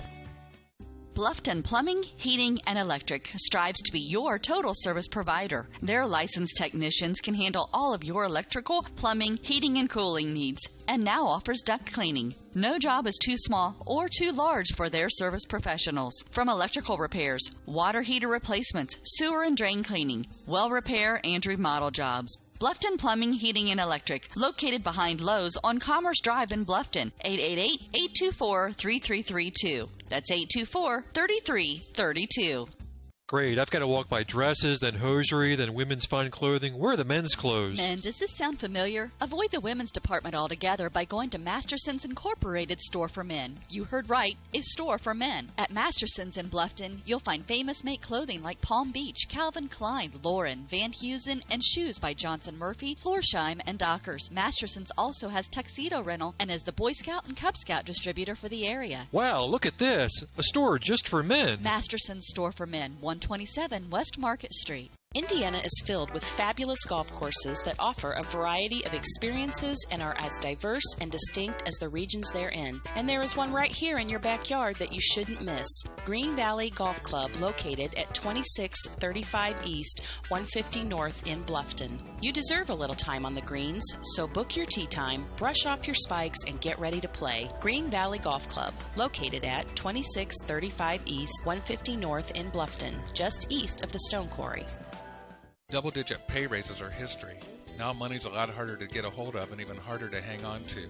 That's why I would like to offer you a free discount double check. I'll go through your car insurance policy to make sure you're getting the discounts you deserve and aren't leaving any money on the table. So call me, Kevin Beatty, at 824-1928. Because being there to help keep more of your money in your pocket is why I'm here. Like a good neighbor, State Farm is there. At First Bank of Bern, you can depend on us for checking accounts that fit your needs. We have free checking with no strings attached. Absolutely free checking with a free Visa debit card, free online banking, even mobile banking. Stop by or call any First Bank of Bern office. We'll help you find a checking account that is perfect for you. First Bank of Bern, employee-owned and conveniently located. Visit us online at firstbankofbern.com. Member FDIC, Equal Housing Lender.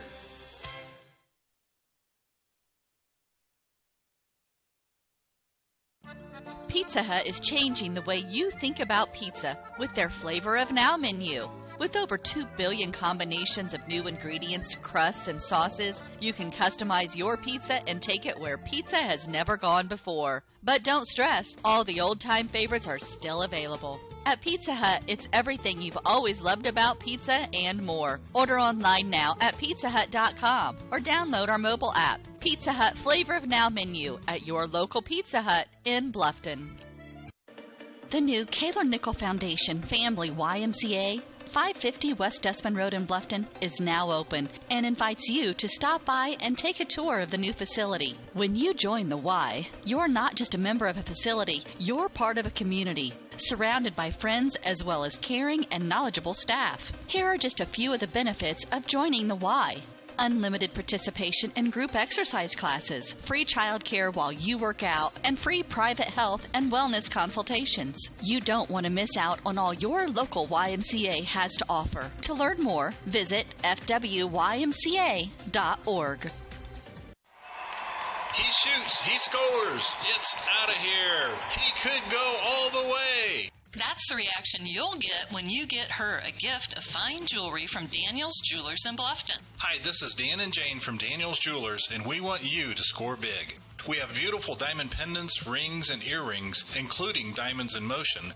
These pieces, powered by her heartbeat, are awesome. Check out our fun jewelry. Stainless steel jewelry by SteelX, jewel pops by Chameleon, Angelica bracelets made from recycled metals, and our newest, convertibles by Lestage. We offer ring sizing done on premise, and the first sizing is free when you purchase your ring from Daniel's. Okay, guys, best of all, free gift wrapping. Win big. See you at Daniel's Jewelers in Bluffton on State Road 1, north of Lowe's. Open Monday through Friday, 9:30 to 6, and Saturday, 9:30 to 4.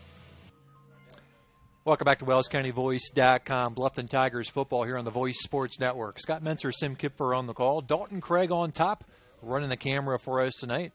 Hopefully Dalton is wrapped up and warm up there, but he's doing a nice job. Tigers down 9-0 here at halftime. Here's how the scoring happened. At 7:19 in the second quarter, DeCorian Eskridge fumbled the football. Actually, it was a bad snap over his head. It was recovered by Logan Schultz into the end zone, and the Thunderbirds went on top 6-0. The extra point was no good. And then with 14 seconds on the clock, the Thunderbirds drive 80 yards in 3 plays. And they knock through a 30-yard field or 29-yard field goal, 29-30, as clock runs out. And they got an extra play because there was a horse collar tackle, which moved the ball up another 15 yards, which put the ball right inside the 20, giving them enough room for a field goal attempt. Honestly, that field goal might have been good for another 10 yards out. I was say he had plenty of leg on that, but actually the clock would have run out without the penalty. Right, and that's right. And the half would have been over. So well, some unfortunate events in the Tiger talk. I don't think I've ever seen a bigger prevent defense in my life. I mean, it was like the Tigers were playing a punt. Yeah, I don't know that they rushed 3, and everyone else, half the team was standing about 40 yards back. Well, let's see, they were started out on the 9. Okay, that's where they snapped the ball. They had 4 guys lined up on the 20. They had another 4 guys lined up at the 40. Yeah. So 31 yards away from the line of scrimmage. They were rushing 3, and LCC decided, we're just going to let O'Connor run the ball. And we got down to about the 35-yard line. And then they did, a similar setup, but they got a little pass out in just out in the flat. Yeah, out in the flats, and the guy caught the corner, got a couple blocks, got it all the way down inside the 40, and then flag thrown on the horse collar, and before you know it, they're lining up for a field goal attempt from the 20. Unbelievable. Well, here's some stats, and interesting stats. First downs, LCC 8, Tigers 7. Rushing, LCC 11 carries for 79 yards. Tigers 26 carries for 68 yards. Passing, LCC 70. Tigers 28. Both teams were 3 for 7. Total offense, Bluffton 96 yards, LCC 149. Now check this out. Time of possession, 18 minutes for Bluffton, 6 minutes for LCC for the time of possession. Penalties, Tigers 6 penalties for 15 yards, LCC 2 penalties for 12. And that really tells the story right there. There were some big penalties for the Tigers, including that last one that set up the field goal attempt, and, of course, the snap into the end zone, which allowed the only touchdown of the first half. You know, offensively, not that much difference. I mean, $149 to 96. Tigers had a ton more offensive plays tonight. Individually, the Tigers, Brandon Lockwood, 14 carries for 63 yards. Tim Davis, 6 carries for 16 yards. Trey Hohola, 5 carries, a net 3 yards. And Eskridge gets credited for a minus 13 on the botched snap on the punt. Tim Davis, 3 for 7. Ethan O'Connor, 3 for 3. Venarella is 0 for 4 on the night. Huffer with a reception for 16 yards. Walborn with a reception for 8 yards. Marcus Morgan with a reception for 4 yards. And again, Tigers for the first time this year comes out in the I formation. Tim Davis under center. I like that. I wonder if we're going to see that against Eastside.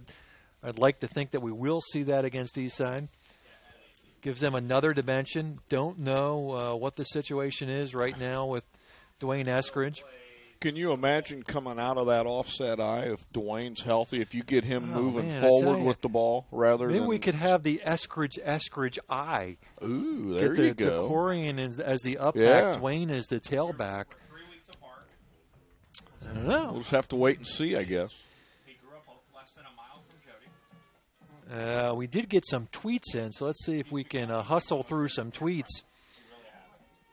New Haven, 6-0 over Huntington North. That was a Tyson Woods 34-yard screen pass from Moore as New Haven went on top. Then New Haven picked up another score. They went up 14-0 with 4:25 left to go in the second quarter. Wiki 57 wrote in. We have no idea who Wiki 57 is, but his comment is, can Bluffton football make a run in their new sectional? Well, I think if Dwayne can come back, and I think if they set him up in the eye, I want the Eskridge eye. That's what I'm calling for. Up at Eastside. Of course, Sims predicted snow up there. Another update from New Haven, a 63-yard TD pass from Moore to Jackson, and a score update from Norwell, Columbia City 12, Norwell 7, as the Knights try to pick up their first win of the year. Any more comments or scores, please tweet them out to us to #VoiceSports, #VoiceSports. We do have a score update from Adams Central, and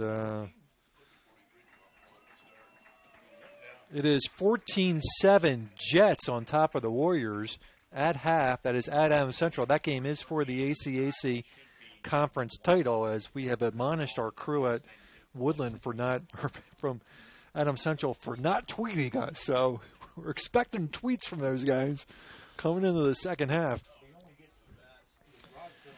Tigers down by 9-0. LCC tacked on a 30-yard field goal with no time on the clock to end the first half. Tigers down 9-0. We're going to take another timeout, thank a few more sponsors, and we'll be back on WellsCountyVoice.com, Voice Sports Network. Bluffton Roofing Incorporated prides themselves on developing a long-term relationship with their customers, listening to their needs, and suggesting the proper course of action, be it preventative maintenance, repair, or replacement. Bluffton Roofing and owner James Worth are GAF certified and are certified weather stopper roofing contractors. Bluffton Roofing is fully insured, protecting you and your home. Call 824-3564 or 307-6313. Bluffton Roofing Incorporated. Quality first home improvements.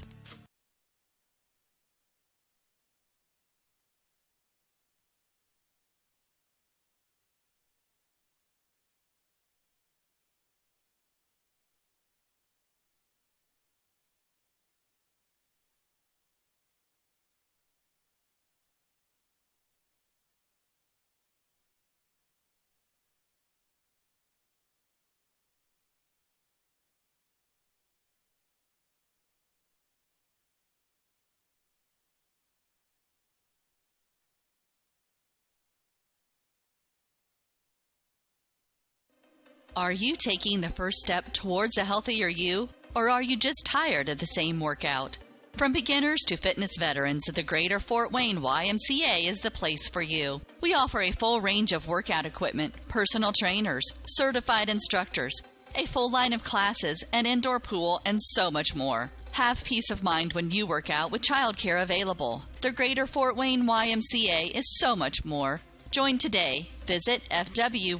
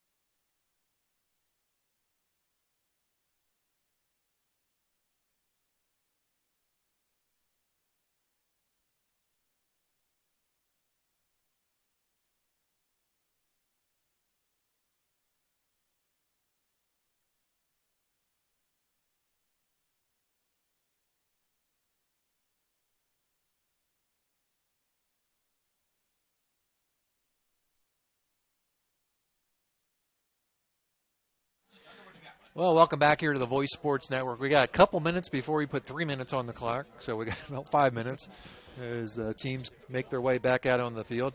Again, Tigers down by 9, even though the offense has not given up a touchdown tonight. And they pick up a late field goal with no time on the clock. There's 14 seconds on the clock. Lima Central Catholic was on their own 9. 2 plays later, they're down inside the 40. A horse collar tackle takes them down to the 20. And Tafflinger tees up a 30-yard field goal. And nailed it. I mean, there was no doubt about that one when it left his foot. I mean, it probably would have been good from 38 yards. So Tigers find themselves 9 points in the hole. And defensively, I think they've done some good things tonight. Offensively, we've seen some things. I mean, they don't have Dwayne out there, so obviously that takes a lot away from their offense. Coach Huggins has mixed things up a little bit. He's run his backs out of the eye. Lockwood's got 63 yards in the first half on 14 carries, so pretty respectable for Brandon tonight. Trey hasn't had much room to run. It's definitely been more running, than what I was expecting without Dwayne out there tonight. But, we'll see what they come out with here in the second half. Ethan O'Connor, who has split time at quarterback with Anthony Venturella, has got 5 carries for 63 yards. Really nobody else has run the ball very effectively for LCC. A half of those 63 yards came on that play with 14.7 seconds left. Yeah. So. No doubt about it. So, again, some other scores from around the area. The last check, Norwell Knights were down 12-7 to Columbia City. Woodland was down against Adams Central 14-7. New Haven was up on Huntington North 14-0. And see, there we go. We got our crew at Woodland finally tweeting us. Adams Central 14-7 over Woodland at half, and from our New Haven crew, it's 21-0 New Haven over Huntington North. And why is it Huntington North? Because there is no Huntington South. Why is it just not Huntington? There is a school in the southern part of Huntington, though. It's not called Huntington South, though. It's Salamone. There's not a high school called Salamone. There's a middle school called Salamone. There is a high school in the southern part of, I thought. No? Is high school? The only high school in Huntington County is Huntington. Is it? Were they trying to fool the southern Huntington people by... not didn't want them in there. You're going to get one. Trust us. Yeah, go ahead and vote for this one first, and then we'll get you one later. Tweet me if I'm wrong, but I'm pretty sure there's only one high school in Huntington County. That's Huntington North. Hashtag Voice Sports to let me know that I'm wrong.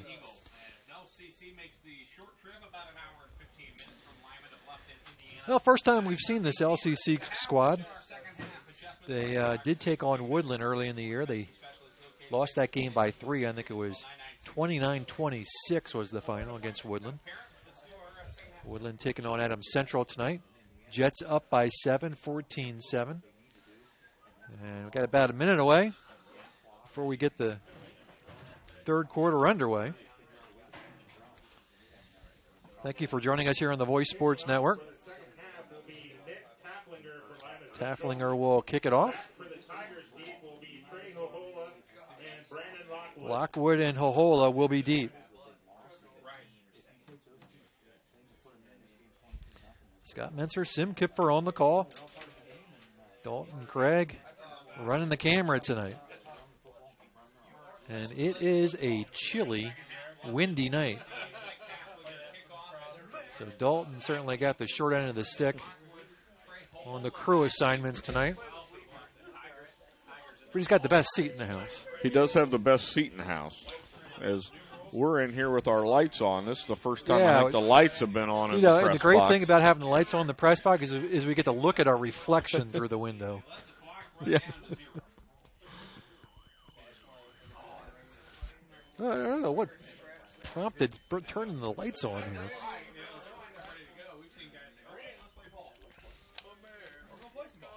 Well, I think Lima Central might be calling their plays from down at the far end so down here. I don't think they could see their play sheets. So they didn't want to brave the elements up top of the. Well, Tafflinger will get set to kick off, and we are set to start second half football here in Week 9. 9-0.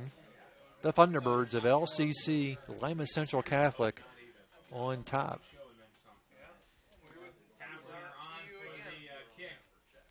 All right, here we go. Straight away down to the 10. Hohola crosses the 20, out to the outside, 30. And gets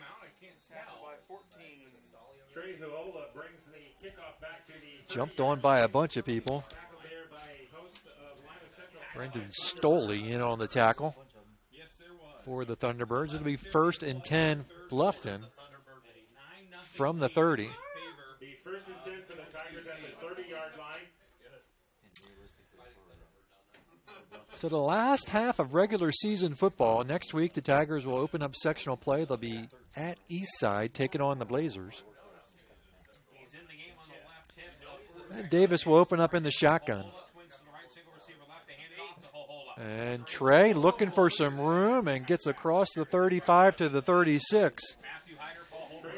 And with that, Trey has taken his yardage total from 2 up to 7. They're going to say almost 10, maybe. It's like they give him maybe 6 on that one. So now he's up to 8. He's quadrupled his rushing total just on that one play. Trey not having a lot of room tonight. So 2nd down and 4. And Hohola again going to be tripped up before he gets to the 1st down, just short of the 40. It's going to be 3rd down and 9. And again, LCC stunning on those plays. There's where you can almost throw a little screen pass out in the flat, and man, you could run for a week. Yep, sure could. 3rd down and 1. They'll stay in the shotgun. And again, Thunderbirds stacked in the middle. this time to Lockwood. And Lockwood will pick up the first down. He'll get the first down to the 41. So Tigers grinding it out 3-4 yards on a carry. It's 1st and 10 from the 41, down by 9. Ball on the 42-yard line. How important is an extra point going to be here if we could put it in the end zone? Yep. They had a 6-minute, 58-second drive to near the end of the first half. Twins either side. 1st and 10 from the 42. Tigers have kept the ball on the ground. This time Davis will drop back and threw it behind his intended receiver. Decorian. Looking for Decorian Eskridge downfield. We haven't seen Decorian downfield on as a receiver. Yeah. He's been in the backfield a couple times tonight as a lead back. As a lead back, yeah.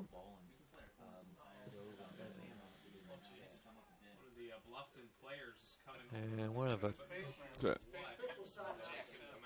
Sean McAvoy looks like he has an equipment issue. An equipment timeout. So Matt Hilton will hustle on.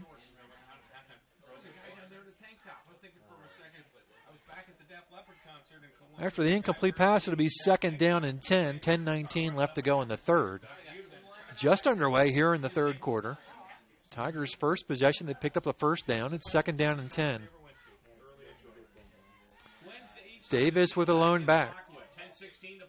Hohola will go in motion. And hand off to Lockwood, flag on the play, and the play is blown dead. So a false start, and that is penalty number 7.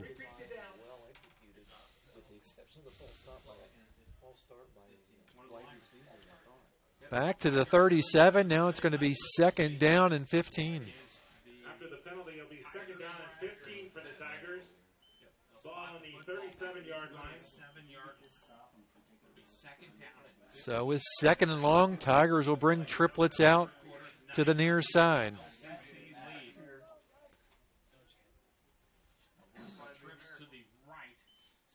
And they'll keep it on the ground, and Lockwood's not going to get much. He'll pick up 2, and it's going to be 3rd down and 13.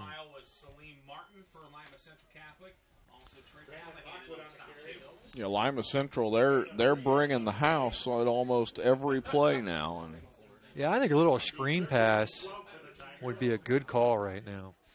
Ball on the 40-yard line.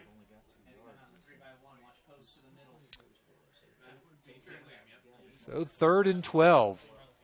See what Coach Huggins dials up here, 3rd and long, trying to keep this drive moving. Davis drops back and lost the football, picked up, and it's going to be run into the end zone, touchdown. Holbrook.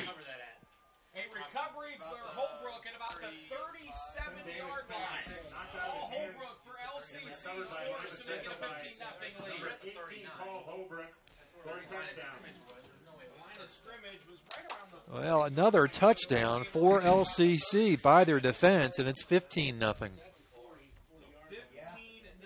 a strippage score by Paul Holbrook. We'll give him 32. 18. McTafflinger comes on for the extra point attempt. Brendan Stalley will hold for Tafflinger to try to make it 16-0 Thunderbirds.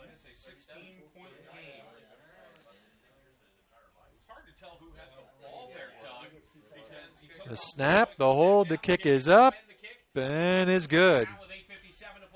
So with 8:57 left to go in the Subway scoreboard, your score here, Lima Central Catholic 16, Bluffton nothing. We'll be back in 60 seconds. Big Philly cheesesteak. Every meat lover's dream. With lots of steak smothered in melted cheese, it's easy to see why this classic is the taste that Philly is so proud of.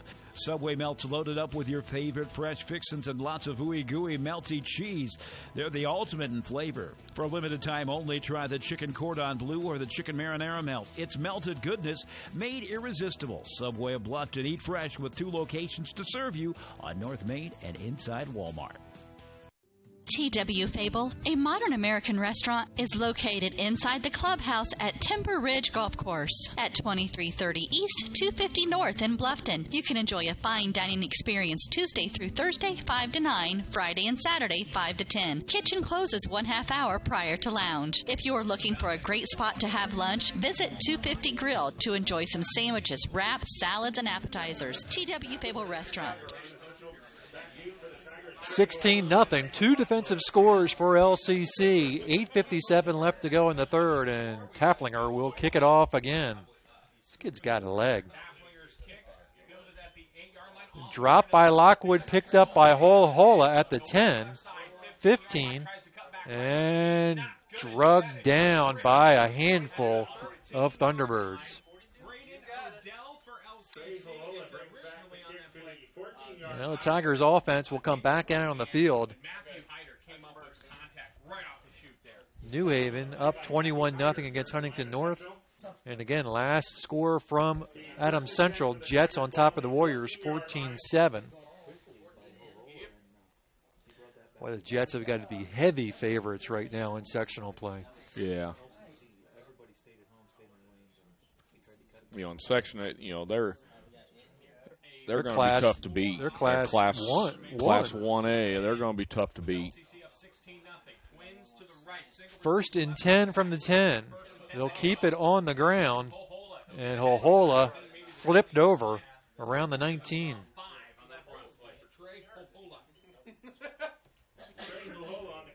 Pick up a 5. We'll call it 2nd down and 5. Bring up 2nd down and 5 for the Tigers. Ball on the 19-yard line. Tigers have been inside the red zone once. The drive stalled. They turned it over on a 4th and 5.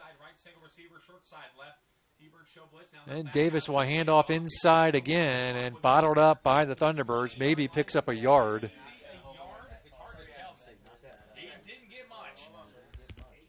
So it's going to be 3rd down and a short 5.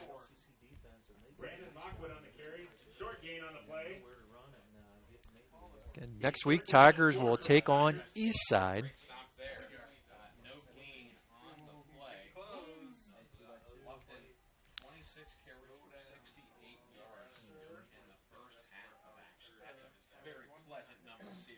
Twins either side. Hohola will go in motion. And a little counter to Lockwood, gets into the secondary. Looking for a block from the outside. Had to cut inside into traffic. And Lockwood is starting to put together a pretty good night. 15 yards on that play, out to the 40, 1st and 10 Tigers.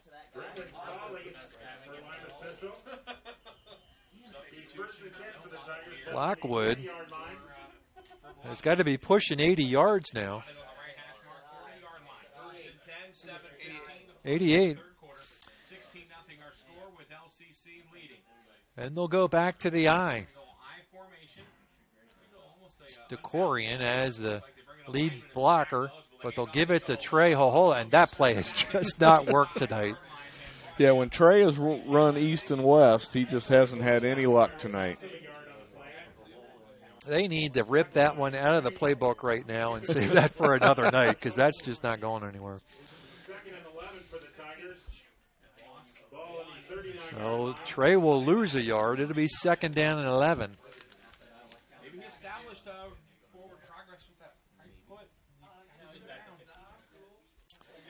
Back to the offset I. Wing right, wide right. And Davis will drop back to play, going downfield, has a man open. Oh, and through the hands. Walburn almost had that one. Looking for Walburn, went through his hands. He had a step. It just couldn't come in with it. Another play where Tim just hangs in the pocket, all kinds of pressure around him, and delivers that ball downfield. But incomplete to be 3rd down and 11. And Tigers a little confused here. 15 seconds on the play clock. Decorian quickly gets to the far side of the field. Twins either side, 3rd and 11. They've got to get to midfield. And Davis drops back. Pressure on. They look like they're trying to set up the screen. Davis somehow gets away from it. Still on his feet. Cuts back and finally falls forward to the 43. Actually, I think we need to give Hilton that tackle. I think he ran into the back of Davis and brought him down. Well, a little scrambling back there by Tim. Did it look like they were trying to set up a screen? Or it did look like they were trying to set up a screen, and it just wasn't there. So it's going to be 4th down and 8. Eskridge back to punt.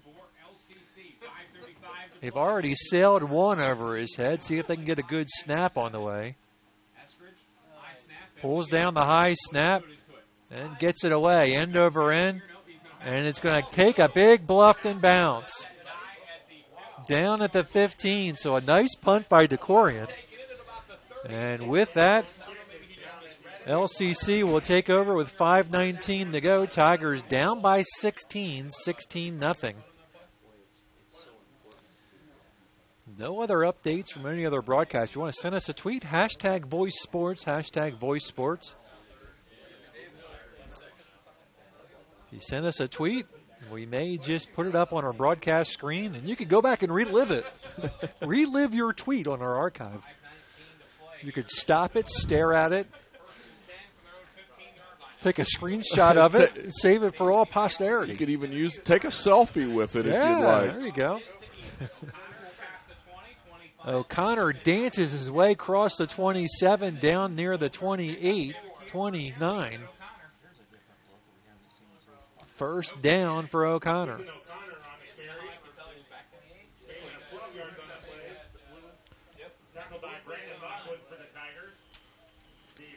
So now we got Venarella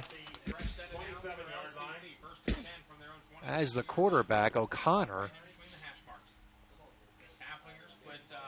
as his running back to his right-hand side. He'll fake it to O'Connor, and Venarella will keep it himself, and big chunks of yardage again. Crosses the 40 to the 43. First down, LCC. Tackled by Garrett Walborn for the Tigers.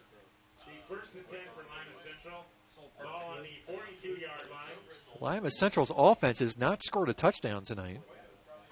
They do have a field goal. Yeah, 2 defensive touchdowns, and really the defense for the Tigers has held. Yeah, they haven't played bad. Pignatera with big chunks of yardage around the outside, crosses midfield, and pushed out near the Bluffton 40. So O'Connor with another run play, and he's starting to pile up some yards. He had 63 coming into halftime.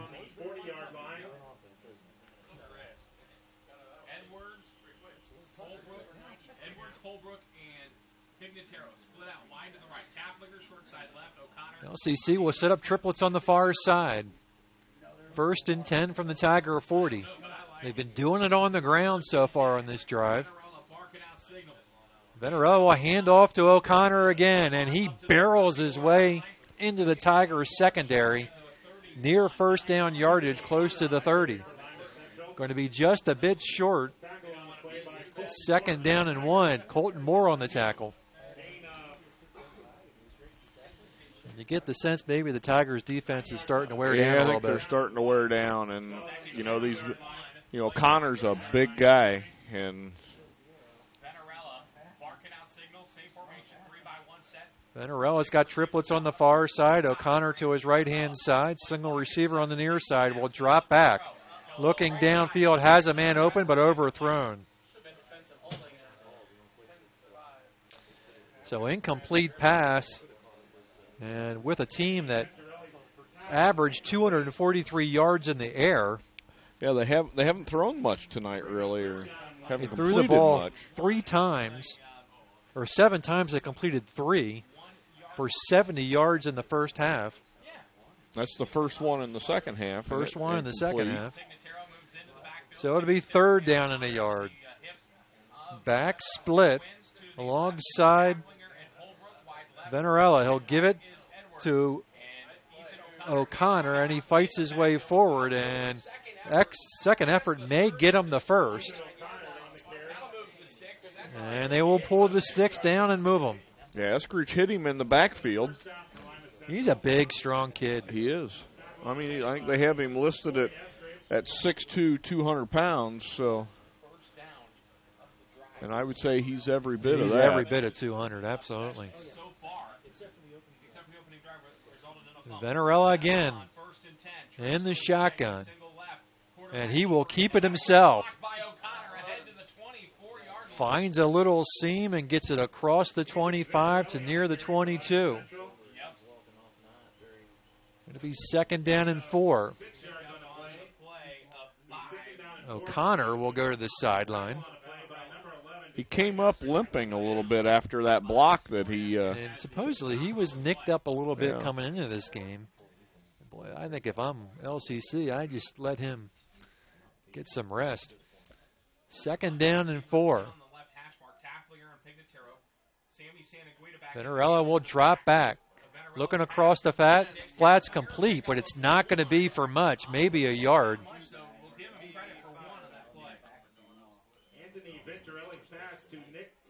Tafflinger with the reception, but maybe gets back to the line of scrimmage. Maybe no gain on that play. Yeah, it looks like it's going to be third and about 5. They take a really deep drop. Yeah, it's about a 9-step drop. So, you know, it's a much different look than the Tigers' shotgun, because Timmy really doesn't take much of a drop out of that shotgun. He pretty much just steps up in the pocket, but the LCC quarterbacks in the shotgun, they go back another 5 yards on the drop. Drops back again, looking over the middle, complete. Trying to get sideways into the end zone, but stops short at the 5. First down for the Thunderbirds with 1:46 left.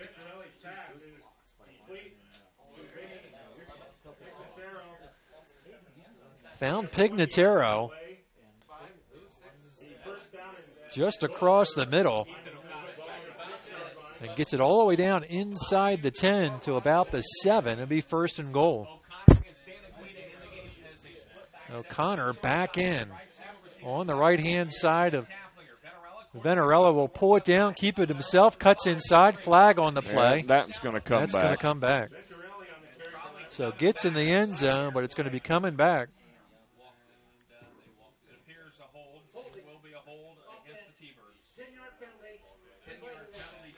So a 10-yard penalty on the hold.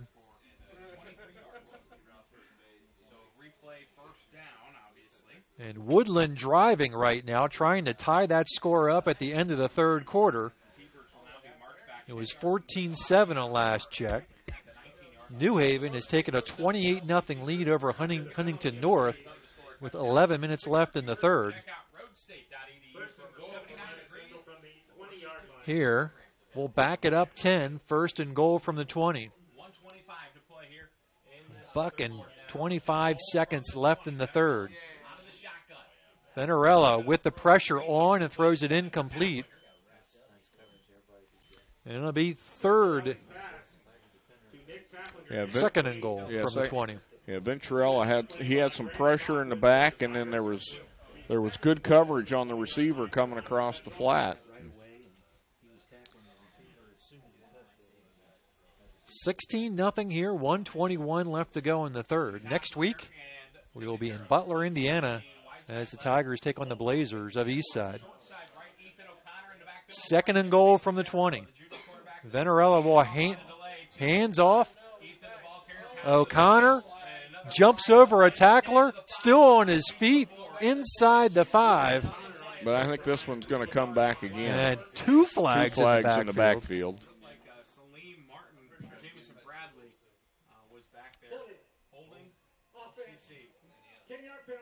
And another hold. And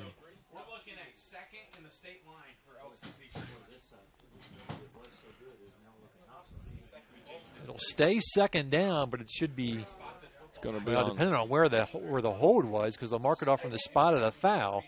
It's like the 33-yard line. It is second and goal from the 34. You don't see many second and goals from the 34. No, not very often. As long as the Tigers don't go into their prevent defense. You know. Second and goal from the 34. Under a minute to go here in the third. Venerella goes downfield. Wide open. A lone touchdown. Nobody near him.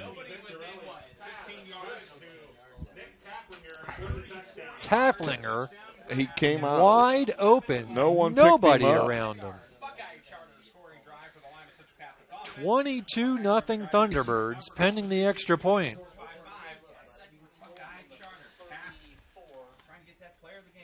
Hey, what's second and goal from the 34? No problem.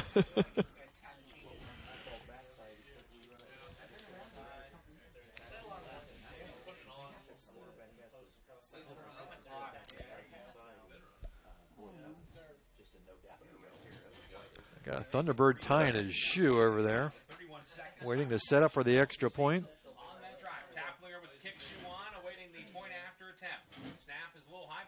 And kick is long enough. It is good. And with 49 seconds left to go in the third, your Subway scoreboard reads LCC 23, Bluffton nothing.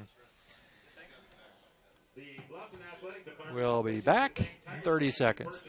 Bluffton Roofing Incorporated prides themselves on developing a long-term relationship with their customers, listening to their needs and suggesting the proper course of action, be it preventative maintenance, repair, or replacement. Bluffton Roofing and owner James Worth are GAF certified and are certified weather stopper roofing contractors. Bluffton Roofing is fully insured, protecting you and your home. Call 824-3564 or 307-6313. Bluffton Roofing Incorporated. Quality first home improvements. We repair and we renew. Surgical services at Adams Memorial Hospital, helping you be healthy in every way. We comfort and we deliver. The Maternity Center at Adams Memorial Hospital, helping your family be healthy in every way.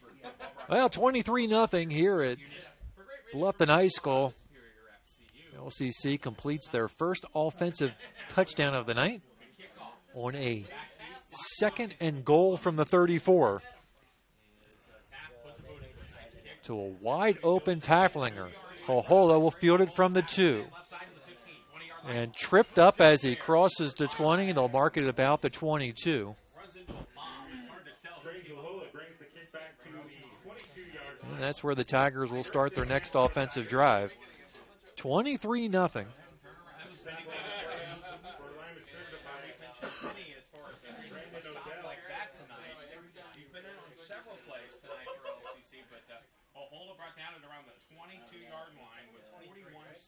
And an update from Monroe, Indiana. It is tied. Woodland has just scored on a blind bootleg. Tied up at 14, 9:49 left to go in regulation. All tied up for the ACAC title. They'll throw it out on the flats, complete the Hohola. And Trey slips and falls as it crosses the 25. Yes, he did. It's going to net about 2.5 yards. But that could have been a big play if he could have kept his footing. And we could run the quarter out. See if they want to do that.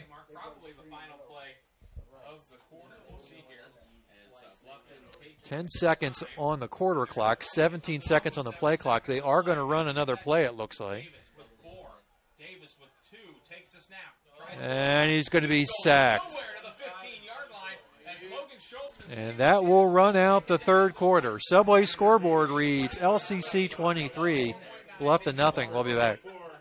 Hi, this is Brent Heidi of Heidi Chrysler in Bluffton. The good old days of shopping for a car. No high-pressure sales, people who knew your name, an owner on the premise who cared. You can still experience that at Heidi Chrysler. Instead of free hot dogs and gimmicky sales, you will find friendly, hassle-free salespeople who will help you define the right Chrysler, Jeep, Dodge, or Ram vehicle that fits your budget and lifestyle. Since 1975, we have been there for you after the sale with a service department that has consistently been awarded the 5-star award, the highest ranking Chrysler gives to its dealers. So if buying a car with no hassles and at the right price is more important to you than gimmicky sales and hot dogs, then stop by Heidi Chrysler today. You can find us on North Main Street in Bluffton, and when you do, you'll see that at Heidi Chrysler, our reputation means a great deal.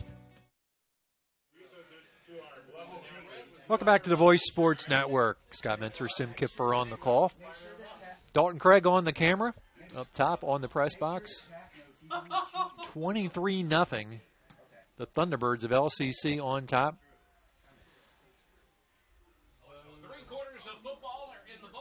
Next week, we will be in Butler, Indiana, as the Tigers take on the Blazers. If you want to tweet us, hashtag Voice Sports, hashtag Voice Sports. If you got any other scores from the area, want to let us know, just hashtag Voice Sports. We'll get them. We'll put your tweet up on our broadcast.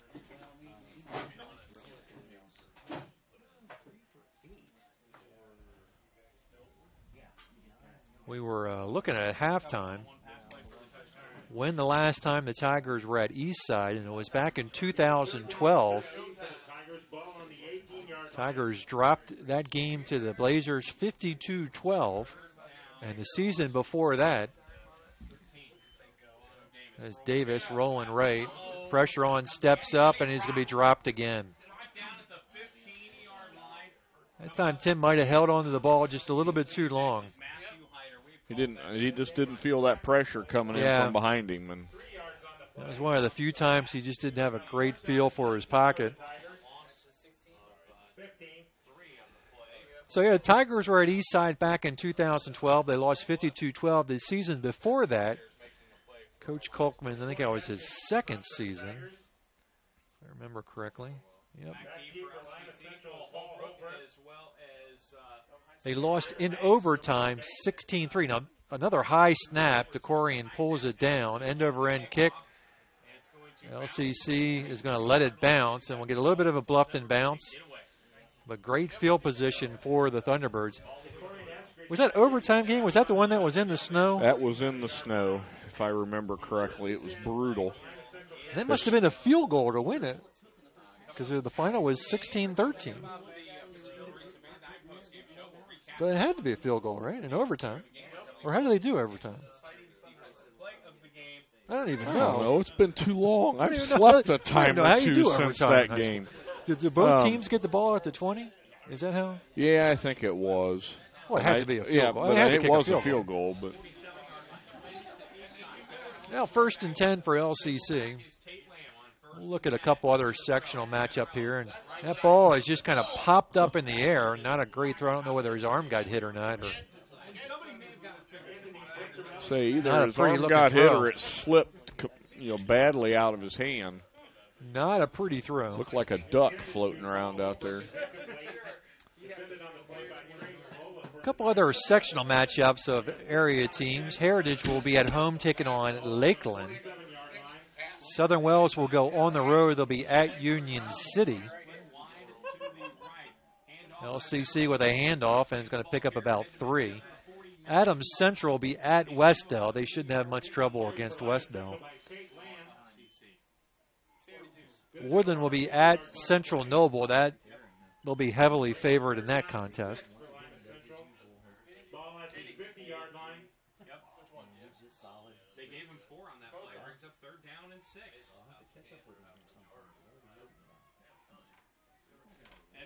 Third down and 6 for LCC. Drops back, pressure on. I don't know whether they're trying to set up a little screenplay. We got a flag in the middle of the field.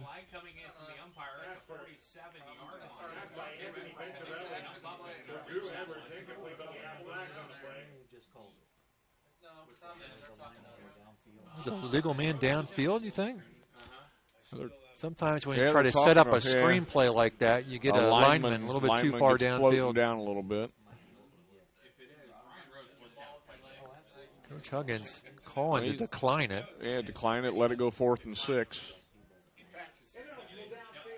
Yep, ineligible downfield.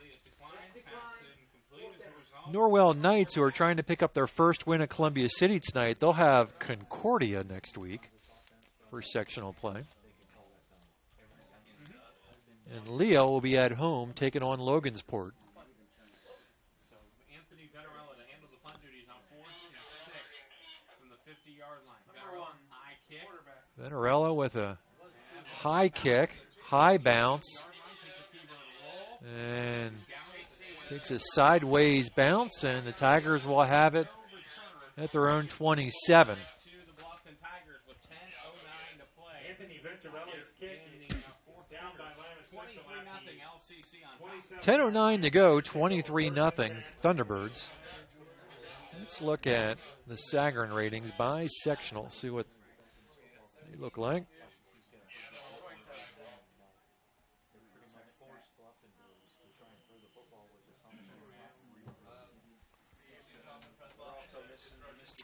Tigers football, 1st and 10 from their 27.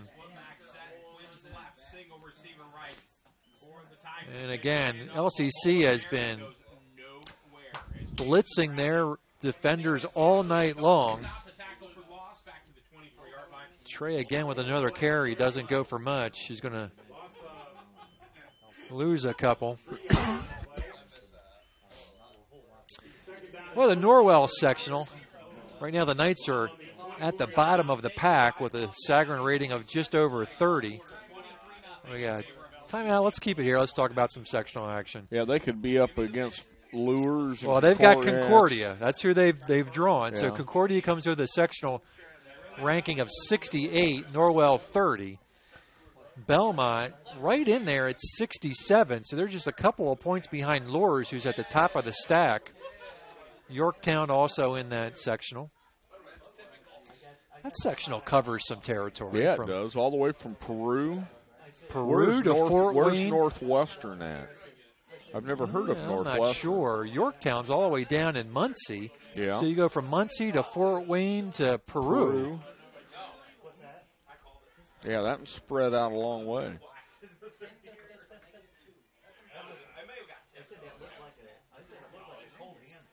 Let's see, where's New Haven at? That should be.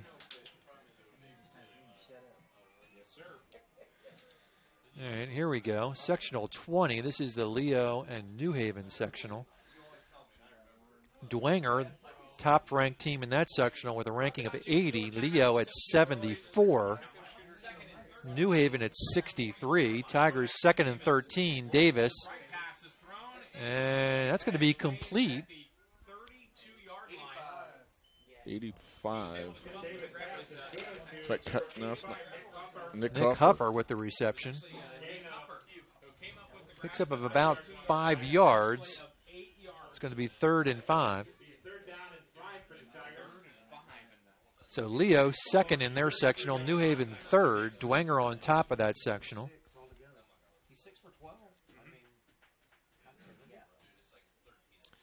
Third down and 5. And another pass goes off the hands of, looking for Huffer again. Who is it over there? Yeah, it's Huffer again. You know, at this stage of the game, I think you just go for it here on 4th down. I mean, yeah, no harm at this point. I mean, you give the offense a few more reps out there. You know, Sam, I think you and I were talking about the Marion football program last week. Mm-hmm. Their Sagarin rating is 20. Gives you some indication of how that program is faring. It's changed a little bit over the years, and so 4th and 5. Looking downfield and complete. Nice throw and catch. Nick Huffer looking to be his favorite target tonight, and Nick went up, brought that down. Yeah, he That was did. a That's nice-looking catch. throw and catch. The ball was thrown right on the line, and Nick went up and pulled it down. 1st down, Tigers, just crossing midfield into Thunderbird territory. And Davis and goes downfield, throws a little bit behind. He's looking for Huffer again over there. Yeah, he's looking that way quite a bit and just threw a little bit behind him.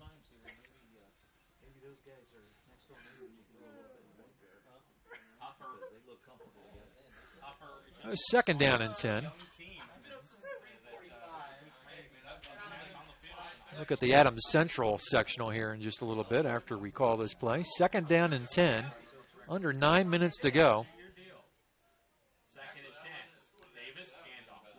Lockwood just gets back to the line of scrimmage.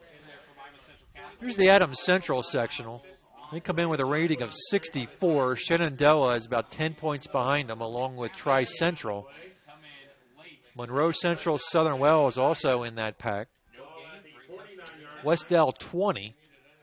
So Adams Central is going to be about a 44-point favorite. Southern Wells has Union City. They should be about a 30-point favorite. And poor Anderson Prep Academy comes in with a staggering rating of 5. Ooh. Davis drops back and looking for Marcus Morgan, but a little bit high. I'll tell you what, though, the receivers have had a step. They have.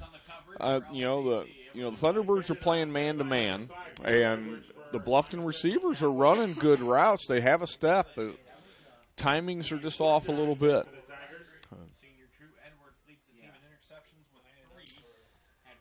Talk about the Bluffton sectional here. Woodland right now in that sectional, and they lead the pack with a rating of 63. It's fourth down and 10. Tigers will go for it. They're on the Thunderbird 49. Hey, Taft needs to get to the middle of the field.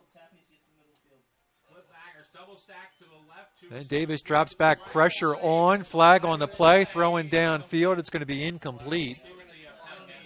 And it's probably going to be a hold. It's going to be a hold. It's going to be declined.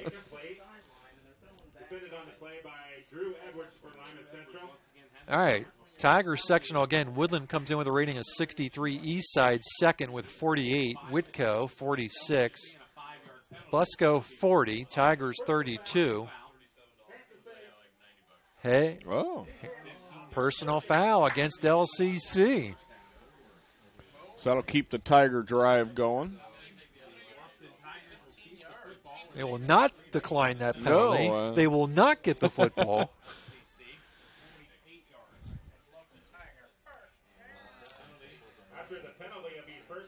So Tigers with the first down inside the 35. Rest of that sectional, Central Noble 29, South Adams 22, Prairie Heights coming in at 3.5. That's rough. So Tigers draw the number 2 ranked team in the sectional, East Side. Blitz on again. Tigers pick it up, but looking downfield and throwing to nobody. Here's where, Davis needs to just give a hard count. I think if he gives a hard count, there's going to be about 4 Thunderbirds. And, he's pretty good at that. I mean, he's given some hard counts this year and pulled some guys off, but as much as they've been stunning, I think they might be able to pull that off. Another sectional, Blackford, just across the way. They come in with a staggering rating of 2. In a sectional with Eastbrook with a rating of 61.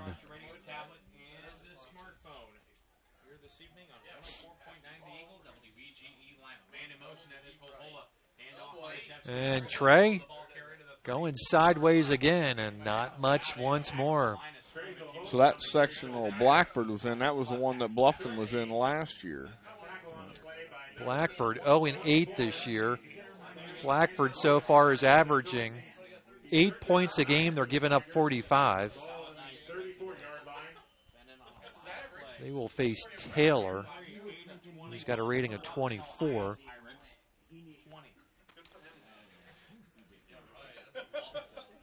So, Sam, you've been around IHSAA sports for a long time. Do you still like the blind draw, the random draw, rather than seeding? No, I would rather see seeding. And Davis gets away from the pressure in the backfield. And I think he's going to have the first down. I'd rather see him start to go to a seeding of the sectionals. The blind draws, I mean, I've never been a fan of the blind draws. I've always been amazed at the basketball fans who swear by the blind draw, but you would never get a Indiana college basketball fan to want the NCAA tournament to be a blind draw. Yeah, no kidding. So 1st and 10 Tigers at the Thunderbird 24. They're still blitzing. And Trey has had a tough night rushing the football. Scott, what do we have for Trey tonight?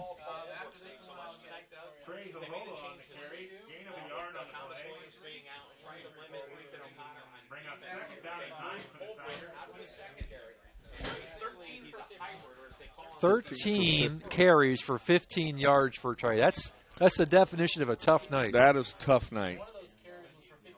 Yeah, Scott reminds us, he had a carry for 15 yards. So the rest is, you're breaking even.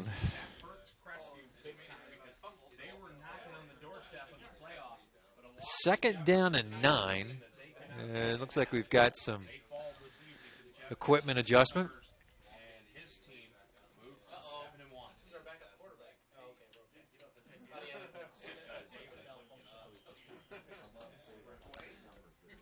Clock starts back up. We got just over 6 minutes to go. 23-0 LCC. And Davis picks up the low snap and finds Marcus Morgan downfield. And Marcus thrown back as he crosses the 15. And going to be a little short. You think? I think he has it. I don't think he's got it. It doesn't matter. Doesn't matter because there's a hold. Oh, my. That is, check back with our stats guy. Scott, that's penalty number.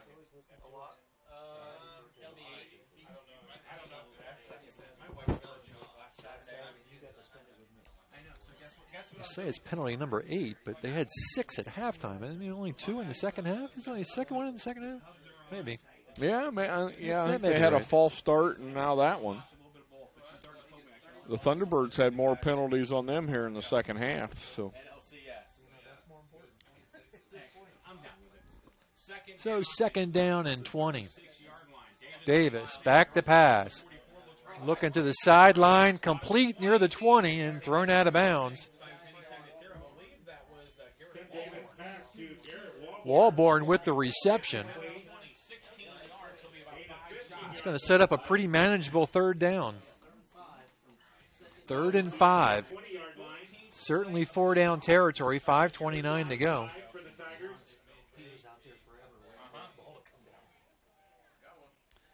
It's another one of those passes where it was really high in the air. Receiver took forever waiting for to it get to out come there. down.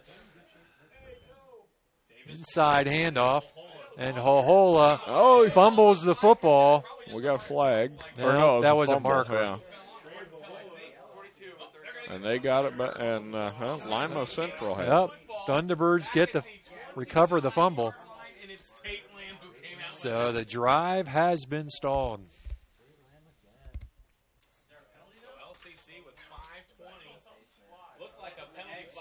No, it was a fumble marker. He threw that beanbag a little high up in the air and it looked like a flag coming out.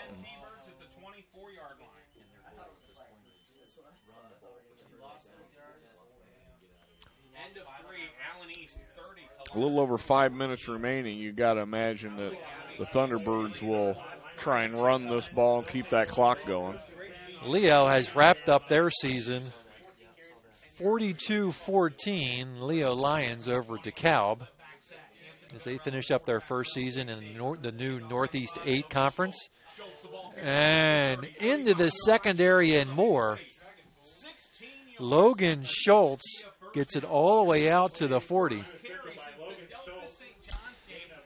Here's another interesting section, not teams that most people won't be familiar with, but the Southern Wells fans will recognize Lafayette Central Catholic. They run into Lafayette Central Catholic a lot in Division 1A.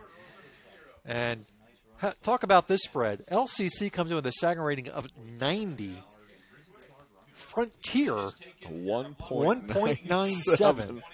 That and would be Seeger's not a whole lot better. 13.3. An 89-point spread. Yeah. Wow. Pignatera with the football. Across the 45 to the 46. It's going to be second down and about 4.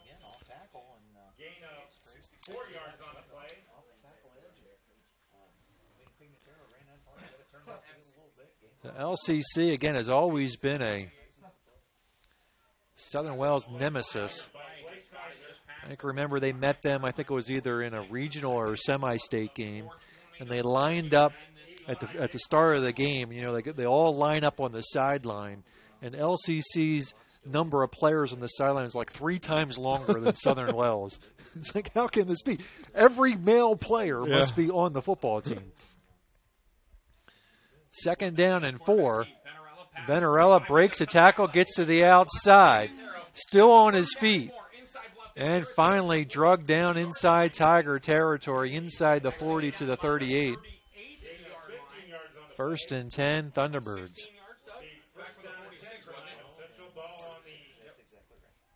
Another Taylor Kia first down for LCC. That's going to be a fresh set of downs inside Bluffton territory. First and 10 from the Tiger 38-yard line. Clock running, 3:45 to play. LCC looks to the sideline for the play. Drew Edwards will split wide to the right. Paul Holbrook, short side left alongside Nick Taplinger, lined up. 3:35 to go. First and 10 from the 38 for the Thunderbirds. Lamb with the carry, crosses the 35 to about the 33. LCC, again, they're in Class 1A. They come in with a second rating of 90. Just to keep that in perspective, with a rating of 90, they would be 10 points higher than the highest team in Class 2A, 6 points higher than the highest team in Class 3A. This is a 1A school. 1A school. 9 points higher than the highest team in Class 4A. And they would come in second in Class 5A, just under New Palestine. Schultz is going to be drugged down. Maybe gets back to the line of scrimmage. That's pretty amazing for a single A school to be ranked that high. So they would be number 1 in 2A, number 1 in 3A, number 1 in 4A, number 2 in 5A. Even if you go up into 6A, they would come in at 9. Wow. How do you think those 1A teams feel when LCC walks out onto the field? It's like, really? Oh, man. Just about 2 minutes to go in the football game. Venarelli pulls it down, keeps it himself, and he just rumbles and bumbles and falls his way down to the 20.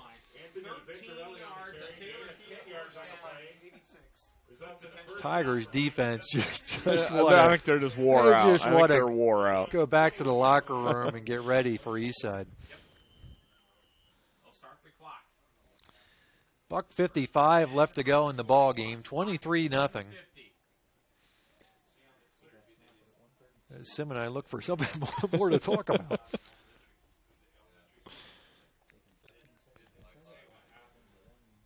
I'm a little disappointed in my son. He's not feeding me Norwell scores. Oh, yeah. So. What's with that? Come on. Cobb with the carry. He puts his head down, gets close to the 10. Let's see if we got any other tweets coming in. All right. Here we go. We've got some updates, some pretty exciting updates. So let me get you caught up.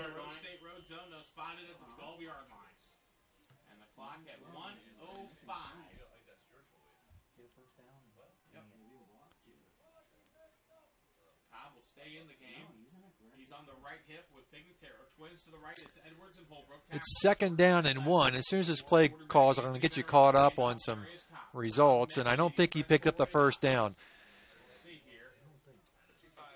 Okay, here we go. Woodland Warriors scored with 1:17 left in the game to take a 21-14 over Adams Central. All right? So with 1:17 left, Woodland was up 21-14. AC drives back down, 36 seconds to go. They have it down to the Woodland 15 with 27 seconds. They score, cut the lead to 1, and they go for 2. All right? Yeah.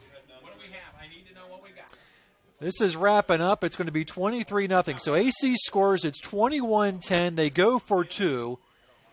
It fails. So they're down So 1 they're down point. 1 with 16 seconds. So of course, they try the onside kick. It fails. Woodland wins the ACAC title. Wow. How about that? We knew that would be a good game. You know, we talked about it for the last 3 or 4 weeks. And So the Woodland Warriors win the ACAC title 21-20. And how about that? They go for 2, go for the win. At home. At home. You would think maybe go for they'd the go tie. for the tie. But Adams Central does the gutsy call, goes for 2. It fails, and Woodland comes away with the 21-20 win, and they will win the ACAC. We're going to take a timeout, thank a few sponsors, and we'll get you caught up with some Voice Enterprises. stats. For countless years, I struggled with back pain, and more often than not, the doctors would just prescribe pain meds, which would just dull the pain. It wasn't until I was referred to Indiana Physical Therapy that I truly experienced pain relief. The professionals at IPT showed me the correct exercises and stretches for my problems, and my back pain began to fade away, and as a result, my entire body began to feel better. Indiana Physical Therapy's highly trained professionals treat all types of injuries and ailments and accept all insurance. For more information on IPT or to schedule an appointment, call 824-0522 or visit indianapt.com. TW Fable, a modern American restaurant, is located inside the clubhouse at Timber Ridge Golf Course at 2330 East, 250 North in Bluffton. You can enjoy a fine dining experience Tuesday through Thursday, 5 to 9, Friday and Saturday, 5 to 10. Kitchen closes 1/2 hour prior to lounge. If you are looking for a great spot to have lunch, visit 250 Grill to enjoy some sandwiches, wraps, salads, and appetizers. TW Fable Restaurant, 2330 East, 250 North at Timber Ridge Golf Course. Reservations recommended by calling 260-353-1360. The new Kaler Nickel Foundation Family YMCA, 550 West Desmond Road in Bluffton, is now open and invites you to stop by and take a tour of the new facility. When you join the Y, you're not just a member of a facility, you're part of a community, surrounded by friends as well as caring and knowledgeable staff. Here are just a few of the benefits of joining the Y. Professionally trained staff support, the opportunity to bring guests, plus various youth programs. You don't want to miss out on all your local YMCA has to offer. To learn more, visit fwymca.org. Well, welcome back to the Voice Sports Network. Tiger football on WellsCountyVoice.com. Tigers are going to fall tonight 23-0 against Lima Central Catholic. And here's the scoring summary. DeCorey Eskridge was back for a punt. The punt went over his head. Thunderbirds fell on it in the end zone. It was 6-0 with 7:19 left to go in the second. And Tim Taplinger hit a 30-yard field goal with no time on the clock, and we went in the halftime 9-0 Thunderbirds.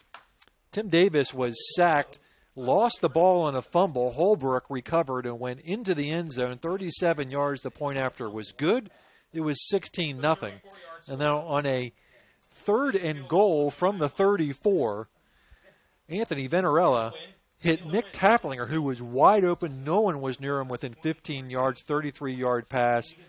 And that's how it ended, 23-0. Tigers put up 177 yards of offense, 74 on the ground.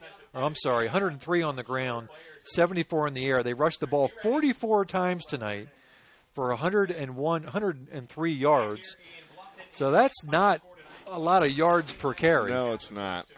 LCC carried the ball 26 times. They picked up 207 yards, and they put up 121 yards in the air. Tigers were 7 for 17 through the air. LCC 6 for 14. Tigers ended up with 8 penalties for 67 yards. Time of possession, again, look at this time of possession. 31 minutes, 12 seconds for the Tigers, 16 minutes, 48 seconds for LCC. Thunderbirds did have 3 sacks for 11 yards. Rushing tonight, Brandon Lockwood, 88 yards on 18 carries. Tim Davis, 11 carries for 18. Trey Hole, 14 carries for 10 yards. And again, as Scott will continue to remind me, one of those carries was for 15 yards. Receiving tonight, Nick Huffer, three receptions for 42. Garrett Walborn, 2 for 26. Marcus Morgan, 1 for 4. Trey Hole, 1 for 2. On the defensive side of the football, DeCorian Eskridge, 6 tackles, unassisted, 1 assisted. Blake Kaiser, 6 tackles, all unassisted. Well, Sim, player of the game, New Holland Tri-County player of the game, Brandon Lockwood. That's who I was going to say. 18 also. Carries for 88 yards. Brandon had a couple of big runs tonight. Looked pretty solid. They ran them out of the eye a couple times tonight. I like that formation. And you just got to wonder how different this ball game would have been if Dwayne was available tonight. Because I think when they're stunning and they're blitzing that much, Dwayne hits that gap so much harder, and he gets in that secondary so much quicker. So quick. He probably breaks a couple of those. And even some of those plays to Trey, maybe Dwayne catches the corner where Trey just doesn't have the quickness to catch the corner. And the way they're blitzing in there like that, there's nobody back. That's right. There's nobody back. So once you get in that secondary, there's just if you no put one's going to catch him. Yeah, Dwayne one-on-one with anybody, Dwayne wins. So and you got to keep in mind that 14 of their 2 touchdowns tonight came on the defensive side of the football. Yep. So you handle that punt, you don't get stripped. And this is and you don't allow that late field goal. Yeah. And even in that situation, you look at, they're down inside the 20. You've got Dwayne in the backfield. That's probably a touchdown there rather than turning that ball over on downs in the end zone. So just a lot of circumstances tonight. If you have Dwayne available, just totally changes the circumstances. But hey, credit to the Thunderbirds. They came out here. They did what they had to do, and they come out here with a 23-0 final. Tigers could not put the ball in the end zone. They could not sustain the drives. And once again, 8 penalties, and a lot of them always seem to come at some big times. I can't. There was at least 2 or 3 of them after they picked up a first down. They got hit with a penalty that brought it back, and those are just killers. So once again, the Woodland Warriors will win tonight, 21-20 against the Adams Central Jets, and they will take the ACAC title. But help those Jets. They were down by 7 with $1:47 left, and they come back. They tie the football game. They go for 2, and the Warriors hold, and they will take the title tonight. Well, that's going to do it for us. Your New Holland Tri-County player again tonight is Brandon Lockwood, 18 carries for 88 yards. Next week at Eastside, Sim promised snow. I don't know why in the world he would do that, but he's promising snow. Your final here tonight. Thunderbirds 23, Tigers nothing. That's going to do it. I want to thank Sim Kipfer. I want to thank Dalton Craig on top with the camera. Have a great weekend.